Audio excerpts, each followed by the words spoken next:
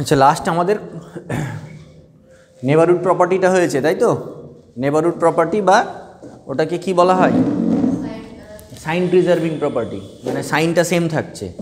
ঠিক আছে, নেক্সট আমরা কম্পোজিট ফাংশনস। হ্যাঁ, কন্টিনিউটির কম্পোজিট ফাংশনের ক্ষেত্রে আমরা একটা থিওরেম আছে, সেইটা নিয়ে আলোচনা করব। কম্পোজিট ফাংশনস, কম্পোজিট ফাংশনস তোমরা পড়েছো, পড়োনি? এতে এই যে এটা হচ্ছে এ, এটা হচ্ছে বি, আর এটা হচ্ছে সি। এটা এইখানে যদি ম্যাপিং হয় এফ, আর এখানে যদি ম্যাপিং হয় জি, ঠিক আছে, তাহলে কম্পোজিশনটা কি? জি কম্পোজ এফ, তাই তো? এখানে একটা যদি পয়েন্ট হয় এক্স, তার ইমেজ কি হবে এখানে? এফ অফ এক্স, ঠিক আছে। আর এফ অফ এক্সের ইমেজ কি হবে? জি অফ এফ অফ এক্স। এইটা কম্পোজিট ফাংশন। তো এই কম্পোজিট ফাংশন নিয়ে একটা থিওরেম আছে। তো এখানে বলতে চাইছে যে এটা যদি আমাদের ধরে নাও এ পয়েন্ট হয় এবং ফাংশনটা এ পয়েন্টে যদি কন্টিনিউয়াস হয়, ফাংশনটা যদি এ পয়েন্টে কন্টিনিউয়াস হয়, তাহলে এই যে জি এফ ফাংশনটা এ পয়েন্টে কন্টিনিউয়াস হয়, তাহলে এইখানে এর ইমেজ কি হবে? এফ অফ এ। তাহলে জি ফাংশনটা কি হয়ে যাবে? কোন পয়েন্টে কন্টিনিউয়াস হবে? F of A, G of F of A.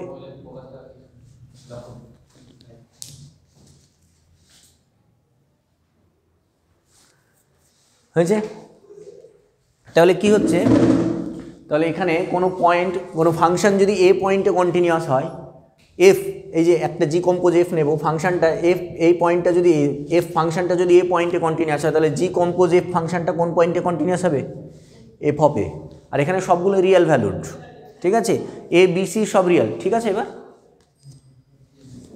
A B C সবগুলোই, মানে এবিসি সবগুলো রিয়েল নাম্বারের সাবসেট। আমরা তো রিয়েল অ্যানালিসিস পড়ছি, তাহলে রিয়েলের বাইরে বেরোবো না, ঠিক আছে। তো এখানে কম্পোজিট ফাংশনস বলে লেখো, let f maps A to B, আমি ম্যাপস বলি, তোমাদের আগেও বলেছি তাই না, and let f maps A to B and g maps C to D. আচ্ছা, আরেকটা লিখে নাও, তারপরে বলে দিচ্ছি। Let f maps A to B and g maps C to D be two functions, B2 functions, and এবার খেয়াল করো, এখানে কিন্তু কম্পোজিট আসছে না, আসছে জি এ থেকে বি এর মধ্যে হয়ে যাচ্ছে, আর সরি এফ এ থেকে বি এর মধ্যে হয়ে যাচ্ছে, আর জি সি থেকে ডি এর মধ্যে হয়ে যাচ্ছে।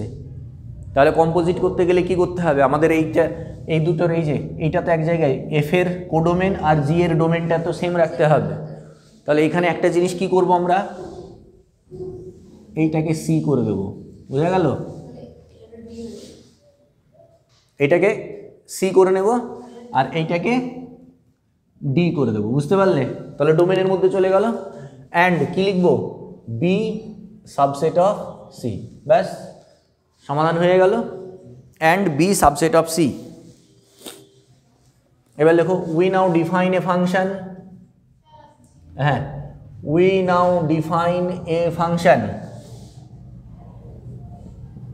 We now define a function h maps a to d, ঠিক আছে, h maps a to d, এ থেকে d তো হবে, g কম্পোজ এফটা কোথায় ছিল?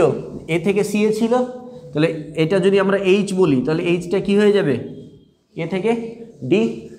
তো h, we now define a function h maps a to d such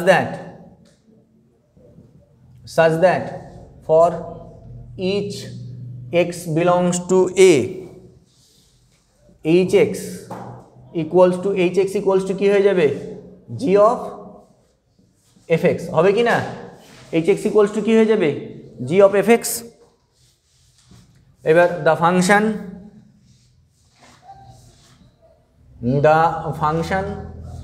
h is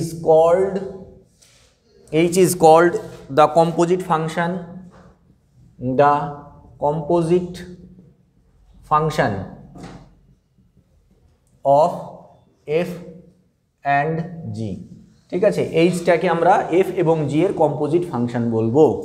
যদিও এটা তোমরা ম্যাপিংয়ে পড়েছো, কম্পোজিট ফাংশন, তবুও যেহেতু আমাদের এখানে থিওরেম আছে একটা, তাই থিওরেমটা প্রুফ করার জন্য আমরা কম্পোজিট ফাংশনটা একবার আলোচনা করে নিলাম।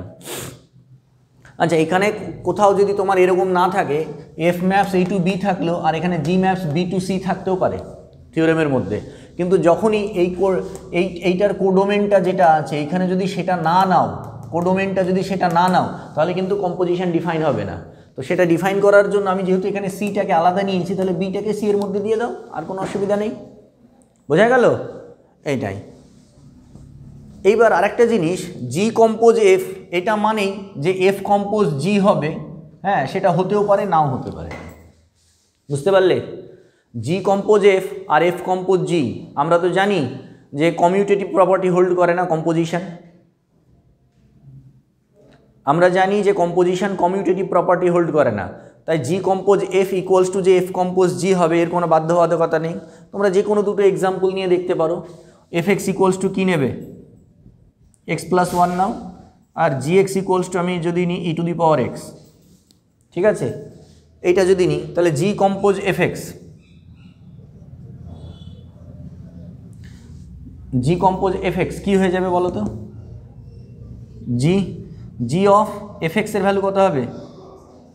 এক্স প্লাস ওয়ান, তাহলে এটা কত হয়ে যাবে? E to the power X plus one, এটা আসবে। আচ্ছা, এবার আমি যদি এফ কম্পোজ জি এক্স নিই তাহলে কত আসবে? এফ অফ জি এক্স মানে কত? E to the power x.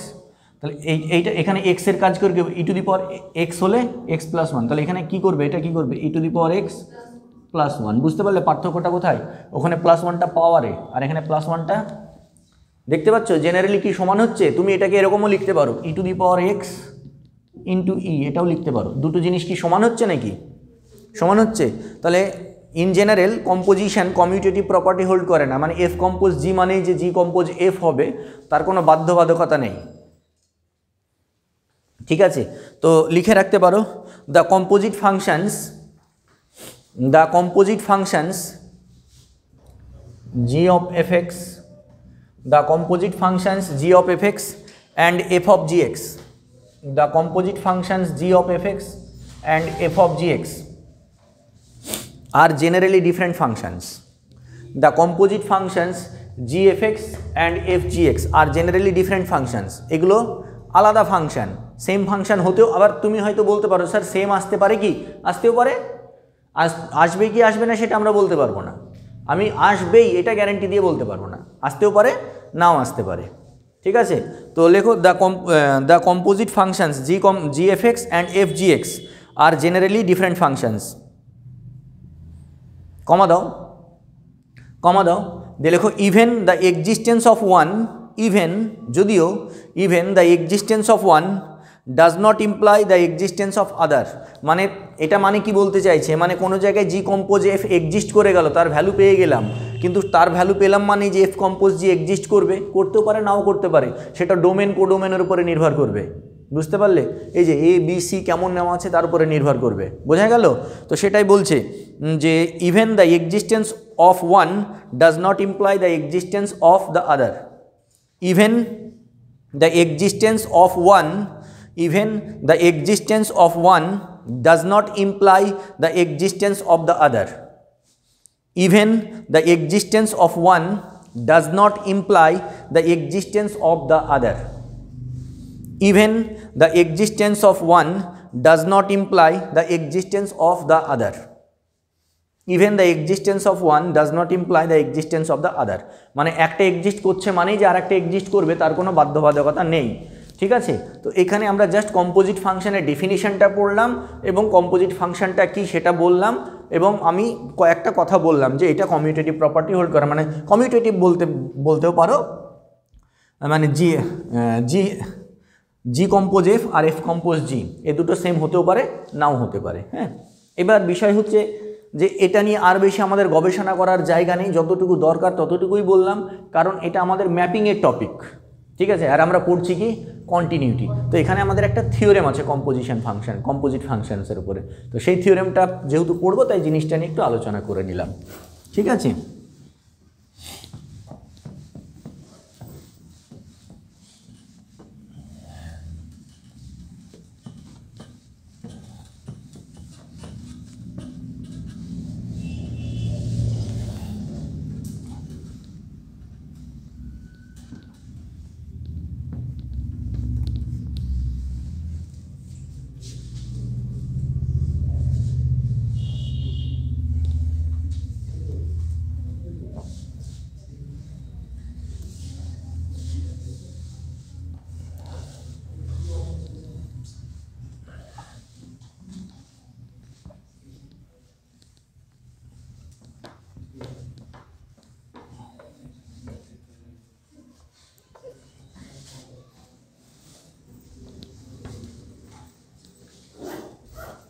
লেখো থিওরেম।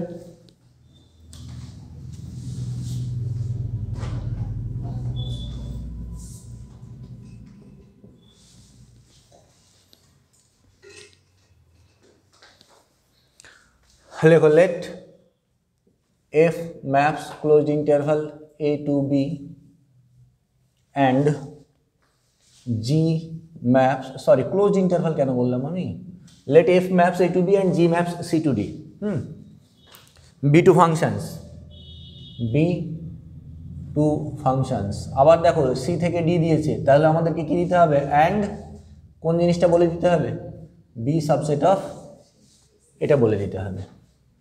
ঠিক আছে, এইবার আচ্ছা জিনিসটা তো বলা হলো না, বলছে এবার ইফ, এখানে যদি আমি ছবিটা আঁকি, প্রুফটা তো লিখবো, এখানে যদি ছবিটা আঁকি, এক্ষুনি বললাম আমি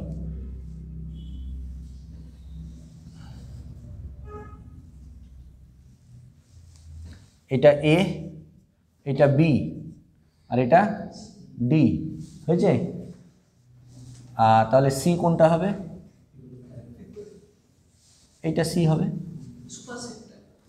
ঠিক আছে, তাহলে এইখান থেকে যদি আমি একটা পয়েন্ট নিই, এটা যদি আমি সি নিই, তাহলে সি এর ইমেজ কি হবে, এফ অফ সি। তাহলে এটাও তো একটা পয়েন্ট, এটা তো একটা ফাংশন, ফাংশন হলে নিশ্চয়ই এই পয়েন্টেরও ইমেজ এখানে থাকতে হবে। এটা কি, এটা হচ্ছে এফ, আর এটা কে, এটা হচ্ছে জি। তাহলে এফ অফ সি পয়েন্টেরও তো ইমেজ থাকতে হবে, ডোমেন সেটে তো কোনো এলিমেন্ট ফাঁকা থাকা চলবে না। তাহলে এফ অফ সির ইমেজ কী হবে, জি অফ এফ অফ সি, এটা হবে। বা তুমি ফার্স্ট ব্র্যাকেটও দিতে পারো, অসুবিধা নেই। আগে বলি বিষয়টা একটু, তারপর থিওরেমটা লেখাচ্ছি।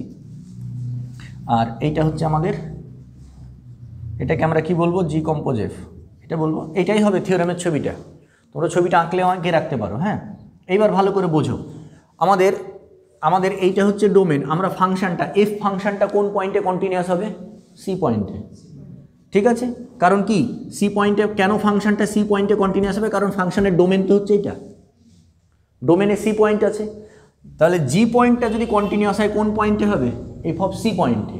যদি এইখানে কন্টিনিউয়াস হয়, এটা কোন পয়েন্টে হবে, এফ অফ সি, কারণ জি পয়েন্টের ডোমেনটাই তো এই পয়েন্টগুলোর ইমেজ, তাই নয় কি, জি পয়েন্টের ডোমেনটাই তো এই পয়েন্টগুলোর ইমেজ। তাহলে জিটা কোন পয়েন্টে কন্টিনিউয়াস হবে, এফ অফ সি।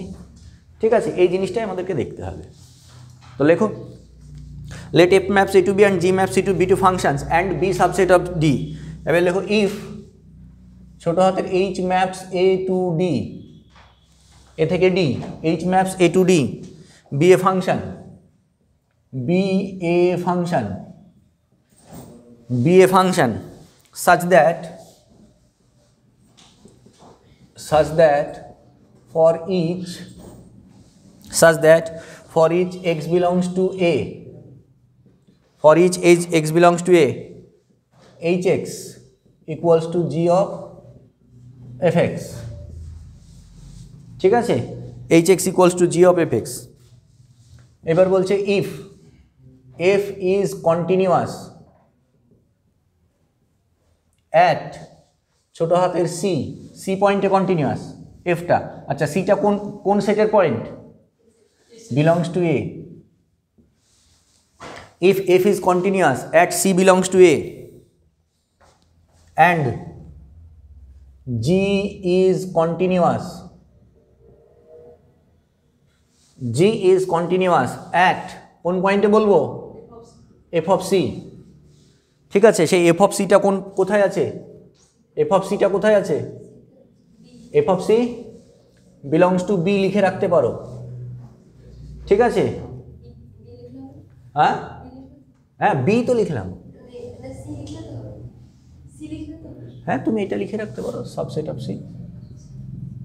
যদি তোমার মনে হয়, লেখার দরকার নেই এই জিনিসটা, এইটুকু লেখার দরকারই নেই, আমি তোমাদের বোঝার জন্য বলছি। তোমার যদি মনে হয়, মানে তোমাদের বোঝানোর জন্য বলছি। ঠিক আছে, তুমি হয়তো বলতে পারো স্যার এফ অফ সিটা সিতে যাবে, তো এফ অফ সি সিতে থাকবে কিন্তু বি এর বাইরে যাবে না, এখানে আসবে কি এফ অফ সি, এখানে আসবে, তাহলে তো ম্যাপিংই হলো না। ঠিক আছে, এটা তোমাদের বোঝার জন্য জাস্ট, আর কিচ্ছু না। তোমার যদি মনে হয় লিখবে, না মনে হয় লেখার দরকার নেই থিওরেমে। হ্যাঁ, f of x, f of c, g is continuous. এবার বলছে এইটা যদি হয় তাহলে এদের যে কম্পোজিট ফাংশন পাবো জি কম্পোজ সেটাও সি পয়েন্টে কন্টিনিউয়াস হবে, সেটাই আমাদেরকে প্রমাণ করতে হবে। তো লেখো then the composite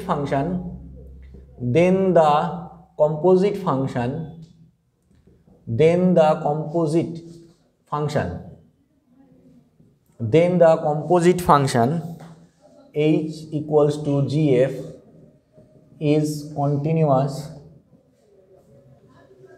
at c। এদের কম্পোজিট ফাংশনটা সি পয়েন্টে কন্টিনিউয়াস হবে।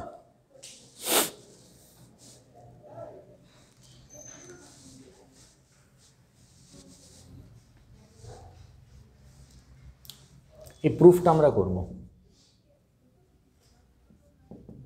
তাহলে প্রুফটা করতে গিয়ে একটা জিনিস খেয়াল করো, কি হচ্ছে এফটা কন্টিনিউয়াস হচ্ছে সি পয়েন্টে, তাহলে এর ডেফিনিশনটা লিখব। জিটা কন্টিনিউয়াস হচ্ছে এফ অফ সিতে, এর ডেফিনিশন, দুটো কন্টিনিউটির ডেফিনিশন দুই জায়গায় লিখব, ব্যাস সেখান থেকে কনক্লুশন টানার চেষ্টা করব আমরা। বোঝা গেছে? তো কি করব, ধরে নাও let F of C equals to U not, এটা ধরে নিলাম, and U not belongs to capital B.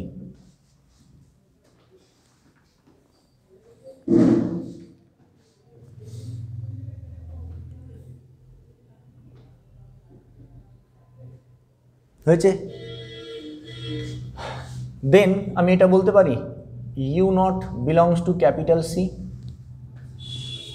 You not যদি বি এ থাকে তাহলে ইউ নট সি এ থাকবে, বলতে পারবো কি পারবো না বলো? হয়েছে? এবার লেখো let epsilon greater than 0 be any arbitrary real number.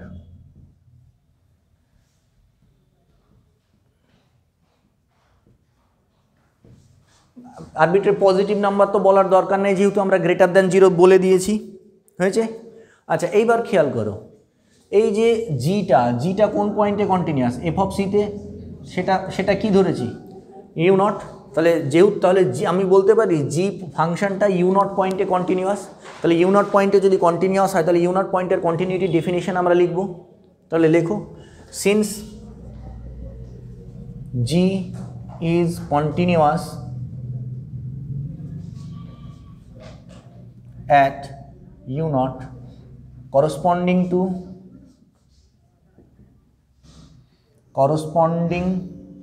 to the epsilon greater than 0, there exists a delta greater than 0 such that আমরা কি লিখব? মডুলাস অফ, এই জিনিসটা লিখতে হবে, such that মডুলাস অফ, আমাদের ডেফিনেশন কি হয়? সি পয়েন্টে যদি কন্টিনিউয়াস হয় তাহলে modulus of F x minus F of C less than epsilon, whenever কি হয়? Modulus of x minus C less than delta হয়, তাই তো? তাহলে এখানে কি হবে? এখানে অবশ্যই এখানে জি এক্স হবে, আমি এক্স লিখবো না কারণ এই জায়গাটাকে এক্স নিচ্ছি। তাহলে এখানে যেহেতু ইউ নট নিয়েছি তাহলে এটা কি নিচ্ছি? ভেরিয়েবল ইউ নিচ্ছি। এখানে ভেরিয়েবল ইউ নিচ্ছি, এখানে ভেরিয়েবল এক্স ছিল, এখানে ইউ নট যেহেতু নিয়েছে তাহলে ভেরিয়েবল ইউ নিচ্ছি। G you minus G U not less than epsilon, whenever কি লিখবো? Modulus of U minus you not less than delta. বোঝা গেল এটা? বলো।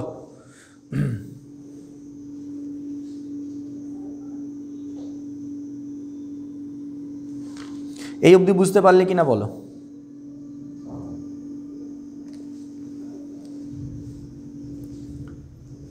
আমরা কোথায় জি ফাংশনটা কোথায় কন্টিনিউয়াস? এফ অফ সিতে। এফ অফ সি সমান কি ধরেছি? U naught. এই ডেফিনিশনটা লিখলাম। বোঝা গেল? হয়েছে? আচ্ছা আবার এফ যে ফাংশন সেটা কোন পয়েন্টে কন্টিনিউয়াস? তাহলে আমরা এফ এর ক্ষেত্রে কন্টিনিউটি ডেফিনিশন লিখব। তো লেখো since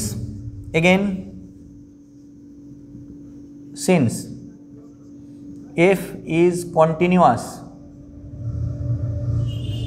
at C corresponding to any, আচ্ছা একটা জিনিস আমি একটু দাঁড়াও, হ্যাঁ ঠিক, এটাকে ডেল্টা 1 ধরো, হ্যাঁ এটাকে ডেল্টা 1 ধরো, ঠিক আছে। তাহলে এই যে ডেল্টা 1 নিয়ে নিয়েছি, তাহলে এখানে আমি আর আলাদা করে এর জন্য এপসাইলন নেব না, আমরা ওই ডেল্টা 1টাকে নেব করসপন্ডিং টু দ্য ডেল্টা 1, আগেও করেছি তোমাদের, কেন corresponding to the delta 1 greater than 0, এই ডেল্টা 1 এর সাপেক্ষে, কারণ আমি এইটা আর এটার মধ্যে রিলেশন তৈরি করব, আলাদা করে নতুন করে বারবার আমি চুজ করব না তো। Corresponding to the delta 1 greater than 0 there exists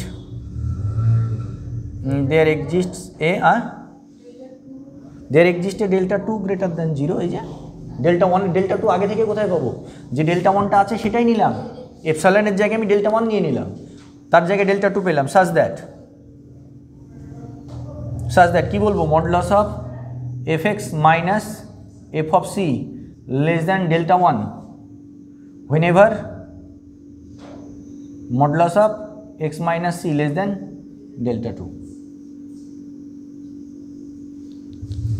বলো বুঝতে পারলে কি না? ডেফিনেশন আমি কিন্তু এখন অবধি কিচ্ছু লিখিনি, আমি কিন্তু কন্টিনিউটি ডেফিনেশন লিখেছি, আর কিন্তু কিছু লিখিনি, লিখেছি কি আর কোনো কিছু লিখেছি? আচ্ছা এটা আমি লিখতে পারি, এটা ইমপ্লাই করছে এফ অফ সি সমান কি ধরেছি, ইউ নট। আচ্ছা এখানে ভেরিয়েবল ভালো করে লক্ষ্য করো, এটা যদি এক্স হয় তাহলে এর ইমেজ কি হবে, এফ অফ এক্স, এটাকে আমরা ইউ ধরে নিয়ে কাজ করছি তো, ভেরিয়েবলকে ইউ ধরছি তো, তাহলে এটাকে কি লিখবো, ইউ মাইনাস এটাকে কি u not less than delta 1 whenever modulus of x minus C less than delta 2। হয়েছে? এবার এই জায়গাটা, এইটা হচ্ছে মেন জায়গা হচ্ছে এটা, ভালো করে দেখো, u minus you naught delta 1 এর থেকে ছোট হচ্ছে কখন, যখন এক্স মাইনাস সি ডেল্টা 2 এর থেকে ছোট হচ্ছে। Modulus of x minus C যদি ডেল্টা 2 এর থেকে ছোট হয়, তাহলে modulus of U minus delta 1টা ডেল্টা 1 এর থেকে ছোট হবে। আবার এখানে খেয়াল করো, G you minus G U নটটা এপসাইলনের থেকে ছোট হবে কখন, যখন এইটা U minus you not less than delta 1 হবে। ভালো করে খেয়াল করো, এইটা যদি হয় তাহলে এটা হবে, আর এটা যদি হয় তাহলে এটা হবে, তাহলে এটার সঙ্গে এ জড়িত আর এটার সঙ্গে এ জড়িত, মানে কি এ হবে যদি বি হয় আর বি হবে যদি সি হয়, তাহলে আমি বলতে পারবো এ হবে যদি সি হয়, এই তো এ হবে যদি বি হয় আর বি হবে যদি সি হয়, তাহলে আমি বলতে পারবো এ হবে যদি সি হয়। এটাই তো আমাদের প্রমাণ করতে বলেছে, তাহলেই তো হয়ে গেল। এত দূর হয়েছে, সবার লেখা হয়েছে, কমপ্লিট হয়েছে।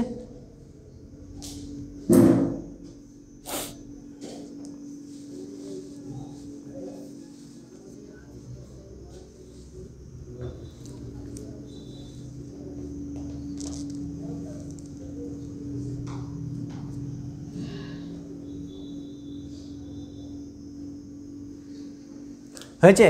দিয়ে লিখবে therefore for any epsilon greater than 0 there exists a delta 1 greater than 0 and we can find a delta 2 greater than 0 such that কি বলতে পারবো, মডুলাস অফ এটা g you minus G U not less than epsilon, এই যে এ হচ্ছে কখন, whenever কি modulus of x minus C less than delta 2। বলো এটাই তো। এবার এই ভ্যালুগুলো বসিয়ে দাও, দ্যাট ইজ কি হয়ে যাবে, জি ইউ মানে কি হয়ে যাবে, ইউ মানে কি এফ এক্স মাইনাস জি, এটা কি হয়ে যাবে f c less than epsilon whenever modulus of x minus C less than delta 2। ঠিক আছে, আমি এবার এইখানে লিখছি, জায়গা নেই তাই, দ্যাট ইজ, এটাকে কি লেখা যায়, এটাকে কি লিখতে পারি, এইচ এক্স লেখা যায় না এইচ এক্স, মাইনাস এটাকে কি লেখা যায়, h c less than epsilon whenever modulus of x minus C less than delta. এটাই তো কন্টিনিউটি ডেফিনিশন। কোন ফাংশনের উপরে, এইচ ফাংশনের উপরে। ঠিক আছে, এটা লিখবে implies h is continuous at x equals to c. এটাই তো আমাদেরকে প্রমাণ করতে বলেছিল।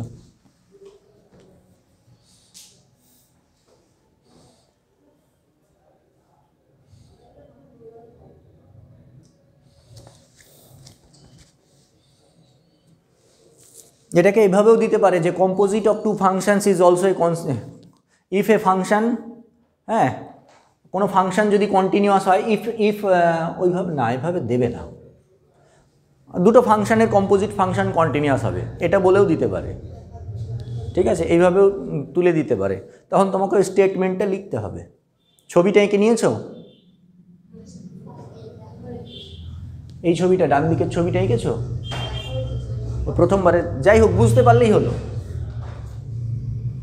ছবিটা অন্য কোনো কারণের নয়, তুমি বাড়িতে যেন বুঝতে পারো সেই জন্য।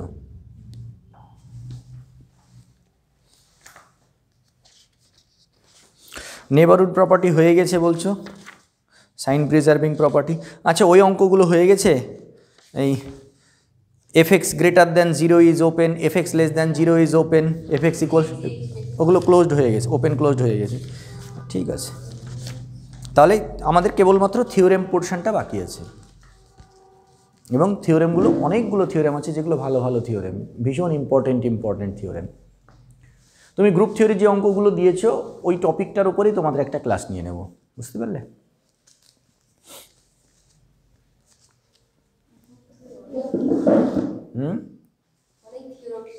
থিওরেম তো আছেই, ওটা তোমরা করেছো। GL2Rটা হচ্ছে ওটা group of linear matrices, non singular, 2x2 linear matrices. ঠিক আছে, 2x2 লিনিয়ার ম্যাট্রিসেস যে গ্রুপ ফর্ম করবে, করেনি আমরা ম্যাট্রিক্সের যখন গ্রুপের ডেফিনিশন প্রথমে পড়েছিলাম? 2x2 নন সিঙ্গুলার হলেই তারা ম্যাট্রিক্স ফর্ম করছে। কেন নন সিঙ্গুলার নিচ্ছে? কারণ এই ইনভার্সটা এক্সিস্ট করবে। ওইটাকে GL2R বলা হয়।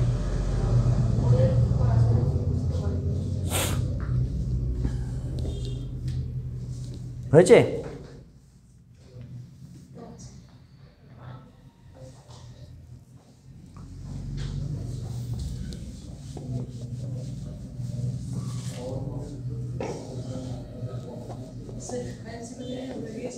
না না,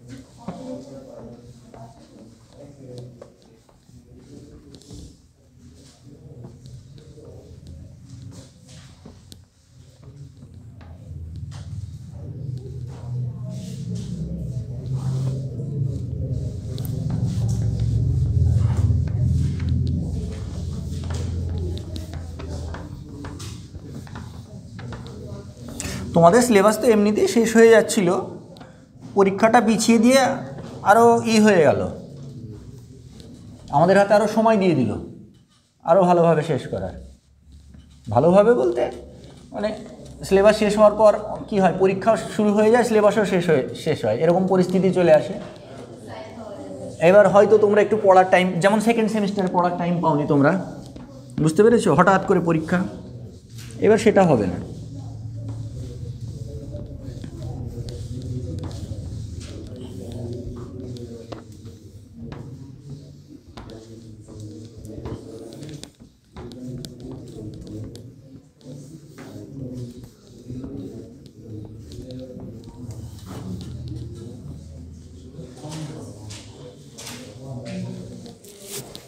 নেক্সট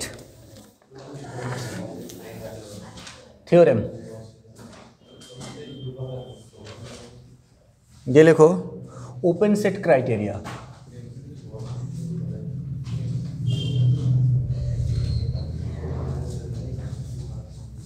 of continuous functions.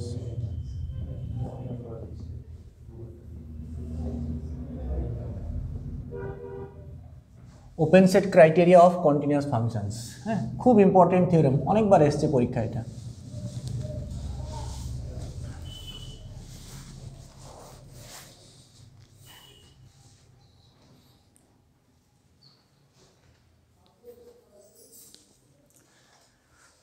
লেখো a function F maps R two R, now real থেকে রিয়েলই নিয়ে নিল, তাহলে তার কোনো চাপই থাকলো না। is continuous if and only if and only if for each open set A subset of R, comma দাও দিয়ে লেখো F inverse A is open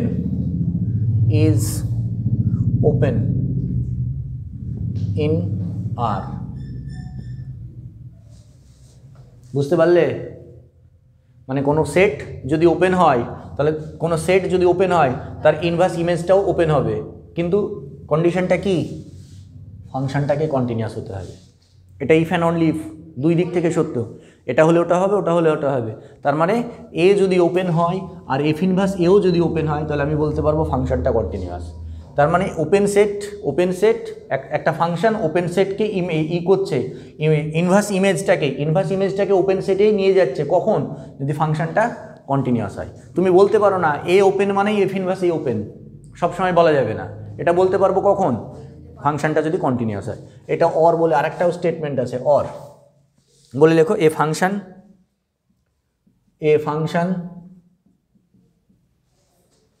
F maps R to R is continuous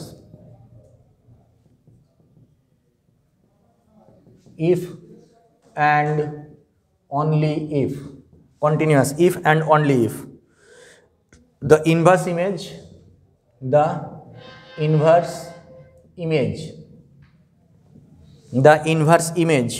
of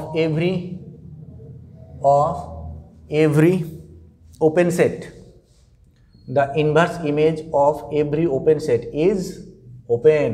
বুঝতে পারলে? Open সেটের inverse image যদি open হয়, image বলেনি কিন্তু, ইনভার্স ইমেজ বলেছে। এরকম নয় এ এটা ফাংশন, এটা এফ অফ এ, এরকম নয়। এই এফ অফ এর ইনভার্স সেটা কোথায় হবে? উল্টো দিকেই আসবে, ডোমেন সেটেই আসবে। ঠিক আছে, বোঝা গেল? ইনভার্স ইমেজ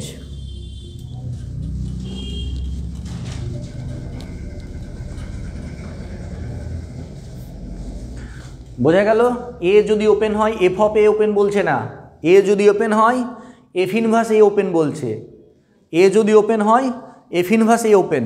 কখন? কখন? কখন? ফাংশনটা যদি কন্টিনিউয়াস হয়। তাহলে প্রুফ লেখো, ইফ অ্যান্ড অনলি ইফ। তো তাহলে একটা দিক ধরে নেব, একটা দিক ধরে নিয়ে আরেকটা দেখাবো। আচ্ছা, ওপেন সেটের ডেফিনেশন বলো। ওপেন সেটের ডেফিনেশন কি? হ্যাঁ, ওপেন সেটের ডেফিনেশন, কোনো সেটকে ওপেন সেট কখন বলবো? যদি তার প্রত্যেকটা পয়েন্টই তার ইন্টিরিয়র পয়েন্ট হয়। প্রত্যেকটা পয়েন্টই যদি তার ইন্টিরিয়র পয়েন্ট হয়, তবেই সেই সেটটাকে আমরা ওপেন সেট বলবো। তো এখানেও তাই, আমরা ওপেন ধরে নেব, যে কন্টিনিউয়াস দেখাবো। আচ্ছা, ওপেন মানে কি? তার প্রত্যেকটা পয়েন্টই তার ইন্টিরিয়র পয়েন্ট। তাহলে ধরে নাও প্রথমে, let capital A belongs to R B any open set. Let capital A belongs to R B any open set ধরে নিলাম। হয়েছে? আমাদেরকে কি প্রুভ করতে হবে? We have to prove that F inverse A is open. ঠিক আছে, আমাদেরকে এটা প্রমাণ করতে হবে। আচ্ছা, F inverse A equals to phi, এটা যদি ফাই হয়ে যায়, এর মধ্যে যদি কোনো এলিমেন্ট না থাকে, তাহলে কি? ফাই ওপেন না ক্লোজড? ফাই ওপেন ক্লোজ দুটোই তো। তাহলে কি হবে? Then there is nothing to prove. Then there is nothing to proof. আমাদের প্রমাণ করার কিছু থাকলো না, ব্র্যাকেটে লিখে রাখতে পারো সিন্স ফাই ইজ ওপেন, যদি তোমার মনে কোনো কনফিউশন থাকে। ঠিক আছে, তাহলে আমরা কি ধরে নেব? ফাই নয় ধরে নেব। ঠিক আছে, আমরা ধরে নেব let F inverse A not equals to phi and let একটা এলিমেন্ট ধরে নেব ছোট হাতের A belongs to F inverse A, এটা ধরে নিলাম। এফ ইনভার্স এর মধ্যে আছে বি এনি আরবিট্রারি এলিমেন্ট, এভাবে দেখো। হ্যাঁ, কারণ কি আমাদেরকে কন্টিনিউয়াস দেখাতে হবে, তো একটা আরবিট্রারি এলিমেন্ট ধরে নিলাম, হয়েছে। আচ্ছা, এবার নাও A belongs to F inverse A, এটা ইমপ্লাই করবে কি F of A belongs to, তাই তো লেখা যায়। তুমি দুই দিকে এফ দিয়ে কম্পোজ করতে পারো বা এফ ইনভার্সটাকে এদিকে নিয়ে আসতে পারো। এ যদি এফ ইনভার্স এর এলিমেন্ট হয় তাহলে ছোট এফ অফ এটা কার এলিমেন্ট হবে? কারণ কি এটা যদি আমাদের এ হয় আর এটা যদি আমাদের বি হয়, তাহলে এখানে যদি আমি একটা এলিমেন্ট নিই A1, তাহলে এর ইমেজ কি হবে? এটা যদি A2 নিই তাহলে এটা কি হবে? হবে তো। তাহলে এই এলিমেন্টগুলো এবার F of A2 car F of, এই যে এই এর ইমেজ ইনভার্স ইমেজ কোথায় আসবে? এই ডোমেনেই আসবে। ঠিক আছে, তাহলে সেক্ষেত্রে কী পাবো? এফ ইনভার্স এ যদি এফ ইনভার্স এতে থাকে, তাহলে এফ অফ এ কোথায় চলে যাবে? এতে চলে যাবে। ঠিক আছে, আচ্ছা নেক্সট এইবার লেখো। আচ্ছা, দুটোই তো আর টু আর লেখা আছে, তাই না? এ বি নেওয়ার তো দরকার নেই আমার।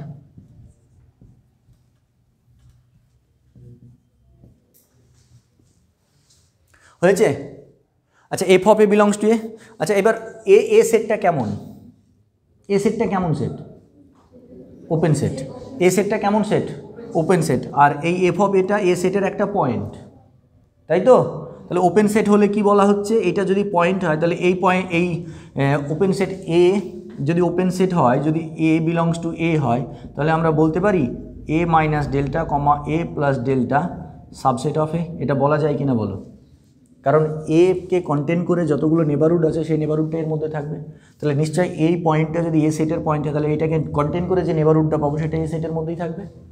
তাহলে এটা লিখতে পারো, এটা ইমপ্লাই করছে F of A minus delta comma F of A plus delta subset of A. এখানে এইভাবে লেখো, since A is open, since capital A is open, comma দিয়ে এটা লেখো। এটাকে 1 নম্বর দাও।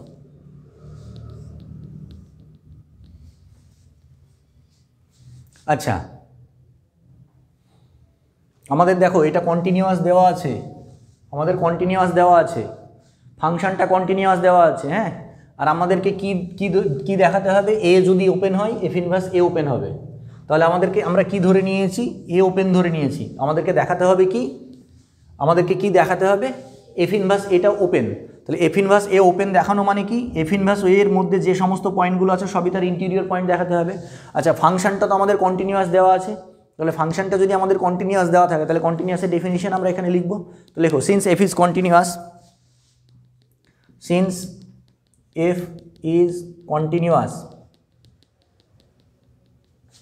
at x equals to a, পয়েন্টে যদি কন্টিনিউয়াস হয় তো লেখো for any epsilon for any, তো আর লেখার দরকার নেই, এপসাইলনকে আমরা এখানে কোথাও লিখেছি। For any epsilon greater than 0 দেয়ার, আচ্ছা এই যে ডেল্টা নিয়েছি না? আচ্ছা, একটা কাজ করো, এটাকে ডেল্টা না নিয়ে এক কাজ করো, এটাকে এপসাইলন নিয়ে নাও। ঠিক আছে, এটা ভুল লিখেছে, এই লেখাটা ভুল হয়েছে, F of A plus epsilon. বুঝতে পারলে? তাহলে ফর এনি এপসাইলন না লিখে আমরা কি করব? ফর অ্যাবভ এপসাইলন, এই যে এপসাইলনটা নিয়েছি এখানে সেই এপসাইলনটা, কারণ বারবার তো আমি পজিটিভ কোয়ান্টিটি নেব। For above epsilon greater than 0 there exists a delta greater than 0 such that modulus of fx minus f of a less than epsilon whenever modulus of x minus A less than delta. বলো এটা বলতে পারবো? এটা কি করলাম বলো তো আমরা? এটা কি করলাম? Continuity definition. আচ্ছা এটাকে আমরা যদি ভাঙি তাহলে এটা লেখা যায়, এটা ইমপ্লাই করছে F x belongs to F of A minus epsilon comma F of A plus epsilon. লেখা যায় না এটাকে ভাঙলে? করেছি তো, অনেকবার করেছি। whenever এটাকে তুমি লিখতে পারো X belongs to A minus delta comma A plus delta. এটাকে দাও 2 নাম্বার।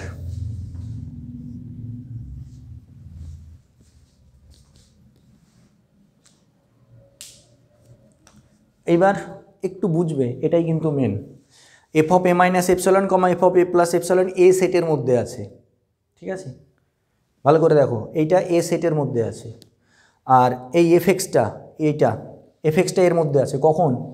যখন এক্সটা এ মাইনাস ডেল্টা থেকে এ প্লাস ডেল্টার মধ্যে আছে। বুঝতে পারছো? এই এফ এক্সটা F of A minus epsilon comma F of A plus এপসিলনের মধ্যে আছে কখন? যখন এক্সটা এর মধ্যে আছে। এক্স, সেই সমস্ত এক্সগুলো, যে সমস্ত এক্সগুলো এ minus delta comma A plus ডেল্টার মধ্যে আছে, সেই সমস্ত এক্সগুলোর যদি ইমেজ নিই সেটা এর মধ্যে আছে। তাহলে আমি বলতে পারি যে এইটা এই সাবসেটের মধ্যে তখনই থাকবে যখন এই যে এক্সটা এর মধ্যে থাকবে। বলা যাবে কি? বুঝতে পারছো না? দেখো, এক্স যদি এ মাইনাস ডেল্টা থেকে এ প্লাস ডেল্টার মধ্যে থাকে তবেই এফ এক্সটা এর মধ্যে থাকবে। এক্স যদি এ মাইনাস ডেল্টা থেকে এ প্লাস ডেল্টার মধ্যে থাকে তবেই এফ এক্সটা এর মধ্যে থাকবে। আর এটা কার মধ্যে আছে? এর মধ্যে আছে। হ্যাঁ, সে তো অবশ্যই এপসিলনের উপরে নির্ভর করে, ওটা ব্যাপার নয়। ব্যাপার হচ্ছে এইটা, এক্সটা যদি এই ইন্টারভালটার মধ্যে থাকে তাহলে এফ এক্সটা এই ইন্টারভালটার মধ্যে থাকবে। আর এই ইন্টারভালটা কার মধ্যে আছে? তাহলে যে সমস্ত এক্সগুলো এর মধ্যে আছে তার ইমেজগুলো কোথায় থাকবে? এ সেটের মধ্যে থাকবে। থাকবে কি? তাহলে আমি এটা বলতে পারবো যে সমস্ত এলিমেন্টগুলো এ minus delta comma A plus ডেল্টার মধ্যে থাকবে তাদের ইমেজগুলো এ সেটের মধ্যে থাকবে। বলা যাবে? তো লেখো সেটাই।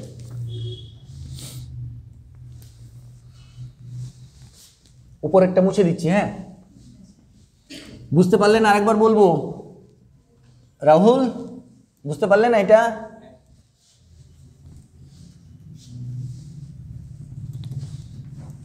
এই জায়গাগুলো বুঝতে অসুবিধা হয়, প্রুফের এই জায়গাগুলোই আসল। কন্টিনিউটি ডেফিনেশন লেখাটা তো কোনো ব্যাপার নয়, ডেফিনেশন তো আমার মুখস্থ আছে, আমি বলে দিলাম, তাই তো? কিন্তু এই জায়গাটা কি করে আসলো, এই জায়গাটায় ছেলেমেয়েরা কনফিউজড হয়ে যায় যে এখান থেকে এটা কি করে ভালো করে বোঝো। এক্স যদি এ মাইনাস ডেল্টা থেকে এ প্লাস ডেল্টার মধ্যে থাকে তাহলে এফ এক্সগুলো কোথায় থাকবে? এইটার মধ্যে, ঠিক আছে? তাহলে এবার এইটা আবার কার মধ্যে আছে? এর মধ্যে। তাহলে এখান থেকে আমি বলতে পারি যে এক্স যদি এর মধ্যে থাকে তাহলে এফ এক্স এইটার মধ্যে থাকবে। এটার মধ্যে থাকা মানেই তো এর মধ্যে থাকা, ঠিক আছে? তাহলে from 1 and 2 we get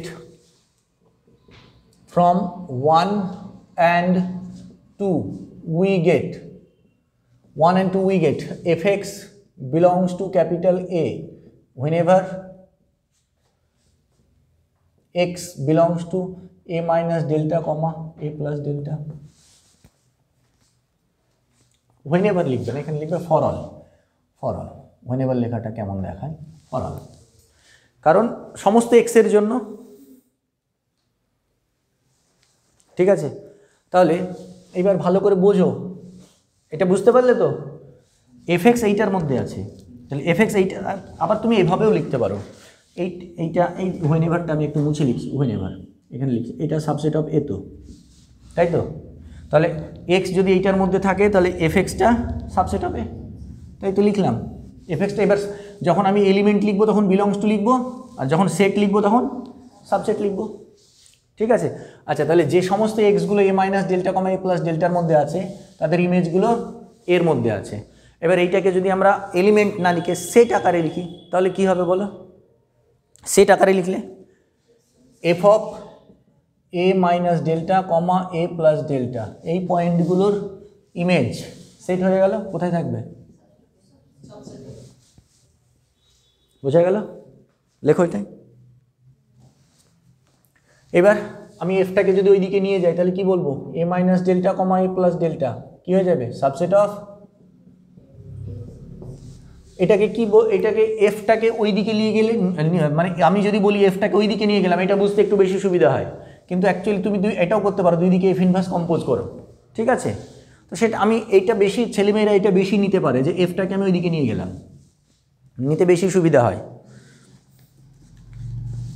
হয়েছে? আচ্ছা এইবার দেখো, ভালো করে দেখো, এই যে এই জিনিসটা আসলো, এ পয়েন্টকে কন্টেন করে একটা নেবারহুড পেলাম এ plus delta comma A minus delta comma A plus delta, যেটা কার মধ্যে আছে, এফ ইনভার্স এর মধ্যে আছে। তাহলে এখান থেকে বলতে পারি A is an interior point of F inverse A. তার আগে এই কথাটা বলতে পারি, এটা ইমপ্লাই করছে F inverse A is a neighbourhood of ছোট হাতের এ, বলতে পারো। তাহলে এখান থেকে এটাও তো বলতে পারি A is an interior point of F inverse A, এটাও বলা যায়। এটা ইমপ্লাই করছে A is an interior point of F inverse A, A হচ্ছে এফ ইনভার্স এর ইন্টিরিয়র পয়েন্ট। এবার এ কেমন পয়েন্ট, আরবিট্রারি, এ কেমন পয়েন্ট নিয়েছিলাম, আরবিট্রারি। তাহলে আরবিট্রারি যেহেতু পয়েন্ট নিয়েছিলাম, তাহলে প্রত্যেকটা পয়েন্টে যে পয়েন্টগুলো নেব প্রত্যেকটা পয়েন্টে ইন্টিরিয়র পয়েন্ট হবে। তাহলে প্রত্যেকটা পয়েন্টে যদি ইন্টিরিয়র পয়েন্ট হয় কার, এফ ইনভার্সের, তাহলে এফ ইনভার্স এ ওপেন হয়ে গেল। ঠিক আছে, লেখো।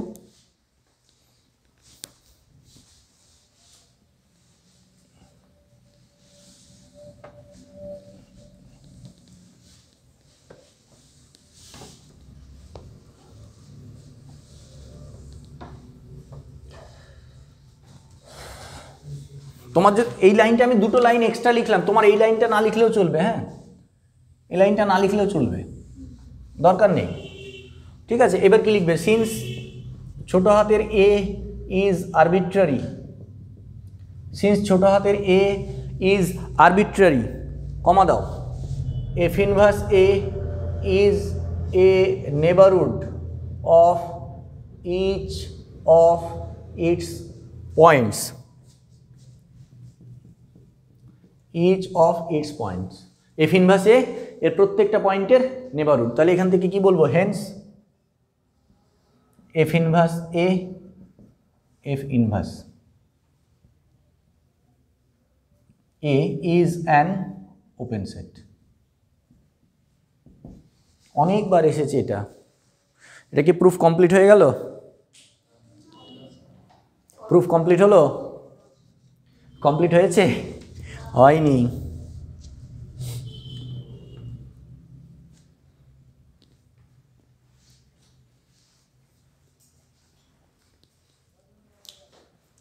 এটা যদি হয় F of A, F of এর মধ্যে কোন এলিমেন্টগুলো থাকে আমাদের, F of A one, F of A two, এভাবে। এবার এটা যদি ইনভার্স করি, ইনভার্স কোথায় আসবে, ডোমেনে চলে আসবে, তাই তো করতে হয় আমাদের। তাই তো ইনভার্স যখন বের করতাম, এখানে কোনো এলিমেন্ট আছে তার প্রি ইমেজটা ডোমেনে আছে কিনা চেক করতাম, তারপরে তো বলতাম যে ওটা ইনভার্স। হয়েছে? এবার কনভার্স পার্টটা ঠিক এইভাবে উল্টো, যে এটা যেভাবে গেলাম এটা ঠিক উল্টো, উল্টোভাবে চলে যাব। প্রুফগুলো কি কঠিন লাগছে, খুব খুব কঠিন লাগছে?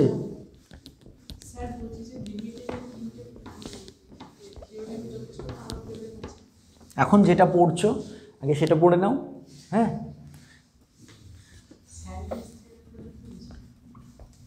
লিমিটের থিওরেম আছে নাকি, লিমিট চ্যাপ্টারটায় যে থিওরেম পড়বে, লিমিট চ্যাপ্টারটায় কটা থিওরেম আছে? তাহলে আর একটা টপিক আছে সিকোয়েন্সিয়াল ক্রাইটেরিয়া অফ লিমিট, সেটা আমি তোমাদের নেক্সট দিন করিয়ে দেব। ঠিক আছে, আমি তোমাদের কন্টিনিউটির সিকোয়েন্সিয়াল ক্রাইটেরিয়া আর লিমিটের সিকোয়েন্সিয়াল ক্রাইটেরিয়া দুটো একসঙ্গে করাবো বলে আমি বাকি রেখেছি। ঠিক আছে, মানে দুটো টপিক একসঙ্গে হয়ে যাবে, ওই জন্য আমি বাকি রেখেছি এটা।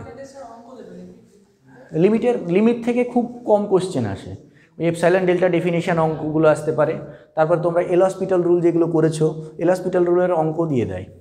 ঠিক আছে, আর ছোটো ছোটো থিওরেম, স্যান্ডিচ থিওরেম জীবনে আসবে না, অত ওই আশা করো না যে স্যান্ডিচ থিওরেম পরীক্ষায় আসবে। হ্যাঁ, ওই অঙ্কটা আসে, limit sine X by X equals to 1, ওই প্রুফটা আসে, বুঝতে পারলে? লিমিট যদি এক্সিস্ট করে ইউনিক, ওটা এসছে পরীক্ষায়। ওটাও এসছে। আচ্ছা এবার লেখো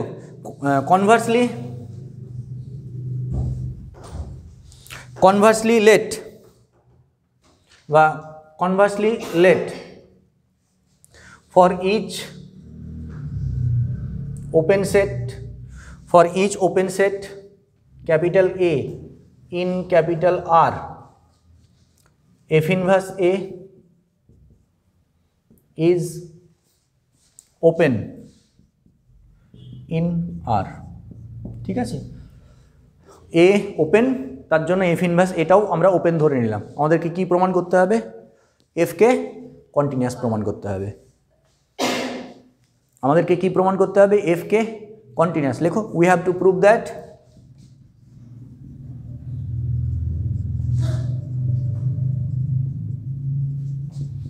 F is continuous।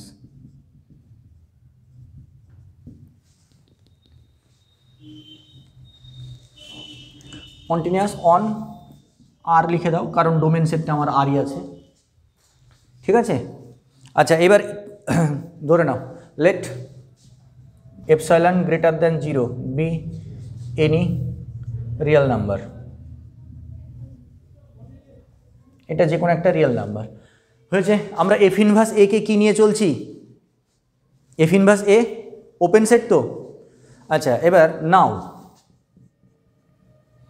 f of A minus epsilon comma f of A plus epsilon is an open set। কেন ওপেন সেট বলো তো? এটা আমরা পয়েন্ট সেট টোপোলজিতে পড়েছি, every open interval is an open set. এটা তো একটা ওপেন ইন্টারভাল। এটা বারবার ভুল লিখছি, এটা তো একটা ওপেন ইন্টারভাল।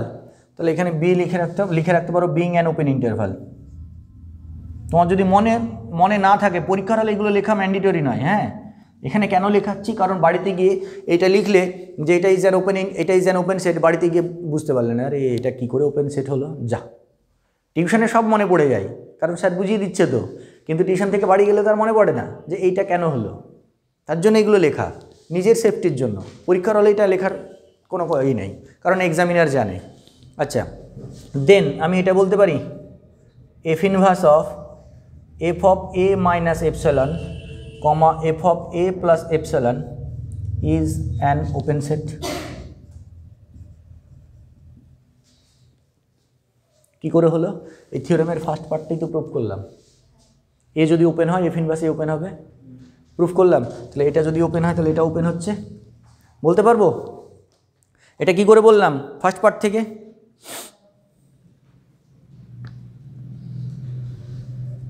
হয়েছে? আচ্ছা এবার নাও আমি এটা বলতে পারি A belongs to F inverse of f of A minus epsilon comma f of A plus epsilon। এ তো এর মধ্যে থাকবেই থাকবে। এ পয়েন্টকে নিয়েই তো এই ইন্টারভালগুলো বানানো হয়েছে, তাহলে তো এর মধ্যে থাকবেই থাকবে। ঠিক আছে, উপরেরগুলো মুছে দিচ্ছি। হ্যাঁ, নিচে আর জায়গা নেই।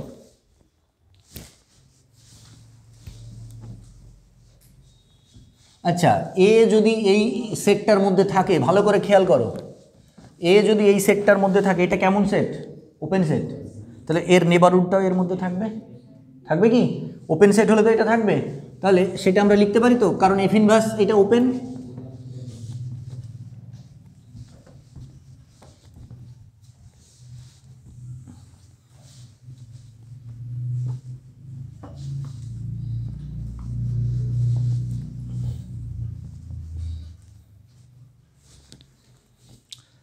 দেন আমি এটা বলতে পারি, দেখো তো, A minus delta comma A plus delta, হ্যাঁ, subset of F inverse of f of A minus epsilon comma f of A plus epsilon. বলা যায় কি? বলা যায় এটা। এ যদি এই সেটটার মধ্যে থাকে, এই সেটটা কেমন সেট? Open set. তাহলে এ যদি এর পয়েন্ট হয়, তাহলে এ নিশ্চয়ই ইন্টেরিয়র পয়েন্ট হবে। তাহলে একে কন্টেন করে যে নেবারহুডটা থাকবে সেটা নিশ্চয়ই এই সেটের মধ্যে থাকবে। থাকবে? বলো, বুঝতে পারলে? আচ্ছা এবার এফটাকে ওদিকে নিয়ে চলে এসো। এফটাকে এদিকে নিয়ে চলে এসো, তাহলে কী হয়ে যাবে? F of A minus delta comma A plus delta subset of f of a minus epsilon comma f of a plus epsilon। দেখো আবার সেই জায়গায় চলে আসছি আমরা। এই এলিমেন্ট দেখো, এখান থেকে কি আমি এটা বলতে পারি fx belongs to f of a minus epsilon comma f of a plus epsilon for all x belongs to a minus delta comma a plus delta। আগে তো এটাই করলাম, a minus delta comma a plus delta এই সেটের মধ্যে যতগুলো element আছে তাদের সবার ইমেজ এইটার মধ্যে আছে। তাহলে এটাকে আমি ঘুরিয়ে এইভাবেও তো বলতে পারি যে সমস্ত এক্সগুলো এর মধ্যে আছে তাদের ইমেজগুলো এটার মধ্যে আছে, বলা যায়, বলতে পারি। এই তো হয়ে গেল, ব্যাস এটাই তো ডেফিনেশন। আচ্ছা এটা মানে কি, এটা মানে কি modulus of F x minus F of A less than epsilon whenever, এটা মানে কি modulus of x minus A, এটা তো কন্টিনিউটি ডেফিনিশন। বলো এটা কন্টিনিউটি ডেফিনিশন কি না? তাহলে এটা ইমপ্লাই করছে কি F is continuous at x equals to A. এখান থেকে প্রমাণিত হচ্ছে এফ কন্টিনিউয়াস। কোন পয়েন্টে? এ পয়েন্টে। আমাকে আর এ দেখাতে বলেছে, এ আরবিট্রারি। এ কেমন? আরবিট্রারি। লেখো since A is arbitrary, since ছোট হাতের A is arbitrary, F is continuous on R।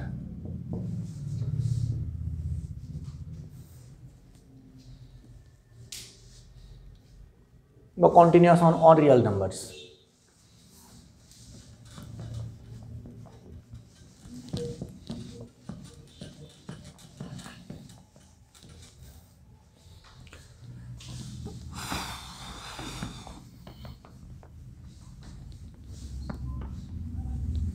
Aritra খবর ভালো? পড়াশোনা হচ্ছে সত্যি?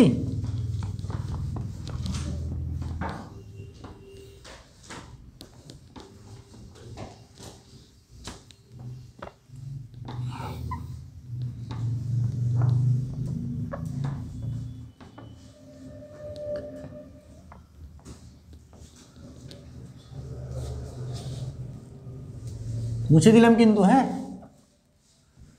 এটা ওপেন সেট ক্রাইটেরিয়া হলো। এবার কি হবে? Closed set criteria. এবার কি হবে? Close set criteria. কোনটা? আহারে মামার বাড়ির আবদার না, 10 নম্বরের মতো মনে হলো প্রুফটা। আমি একটু আস্তে আস্তে লেখালাম কারণ বুঝতে অসুবিধা হয় তার জন্য, ঠিক আছে? ওই জায়গাগুলো বুঝতে পারে না ছেলে মেয়েগুলো যে এই 1 আর 2 থেকে এটা কিভাবে আসলো, ওই জায়গাটা এই থিওরেমের মেন ওই একটা জায়গাতে ছেলেমেয়েরা আটকে যায় যে এই 1 আর 2 থেকে এটা কিভাবে লিখছে, এই জায়গাটা কিভাবে হচ্ছে। তার জন্য আমি একটু স্লো চললাম। তোমার কত পেজ হয়েছে? 4 পেজ হয়েছে নাকি থিওরেমের প্রুফ? একটা পেজ ফুল হবে না? তোমার কত হয়েছে? 1 পেজ হয়েছে? 1.5 পেজ। তাহলে ম্যাক্সিমাম 6 নাম্বার। হ্যাঁ, এক্সপেকটেশনসটা লিমিটে রাখো, ঠিক আছে? আনএক্সপেক্টেড কিছু চাইলে তো হবে না।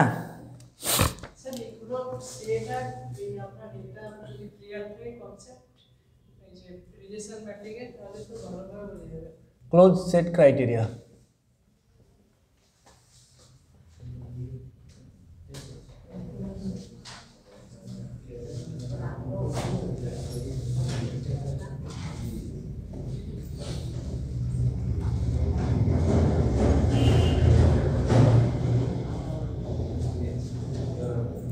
लिखो A function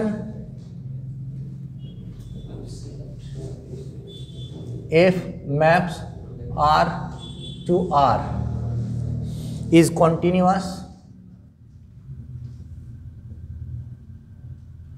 on R if and only if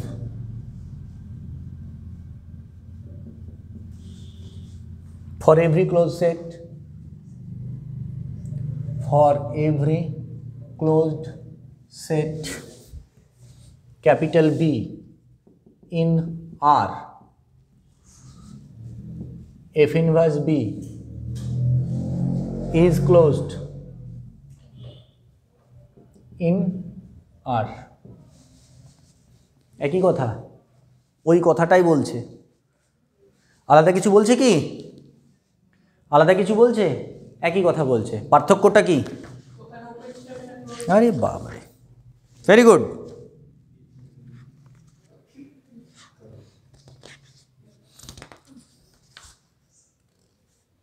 ওখানে ওপেন ছিল, এখানে ক্লোজড।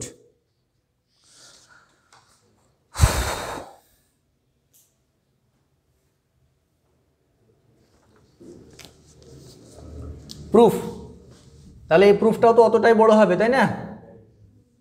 হ্যাঁ, অতটাই বড় হবে। আচ্ছা, ওপেন সেটের কমপ্লিমেন্ট কি হয়? ওপেনের কমপ্লিমেন্ট, ব্যাস এটাই লিখবো আমরা এখানে, ঠিক আছে? Let capital B subset of R B any closed set.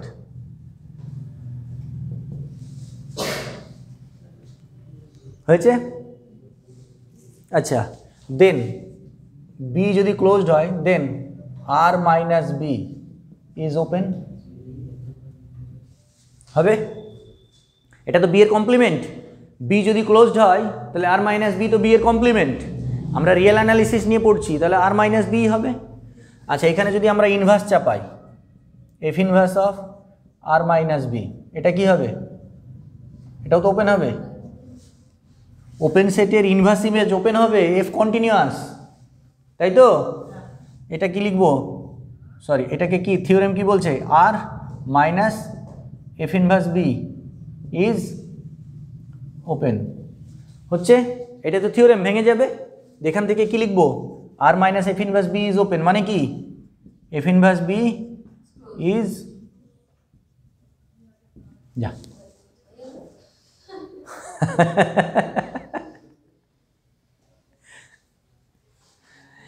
এইটা 6 নাম্বার এক্সপেক্ট করছো? এখনো হয়নি কিন্তু।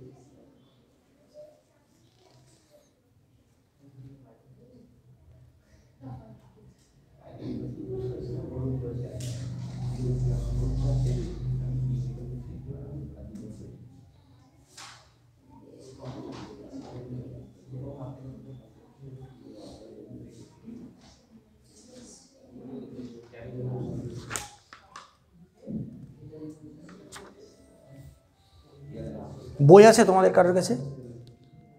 কারোর কাছে কোনো বই নেই? এসকে মপার?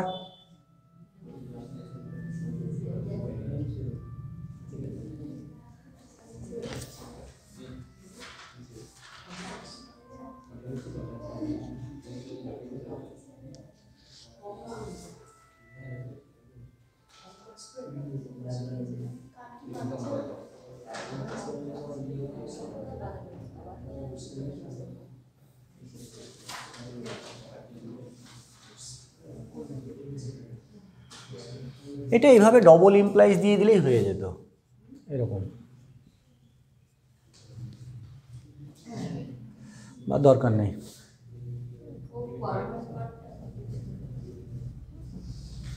কনভার্স পার্টটা এইভাবে লিখে রাখতে পারো, এফটাকে কন্টিনিউয়াস দেখাতে হবে তো, ডবল ইমপ্লাই, এটা কি conversely let f inverse b is closed, conversely let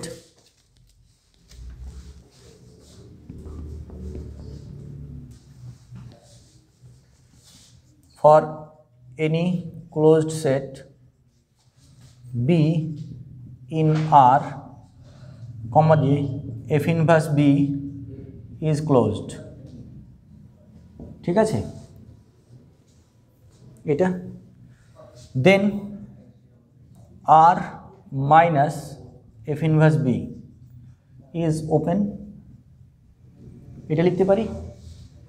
এখান থেকে আমি লিখতে পারি implies f inverse of R minus b is open, বলা যায়।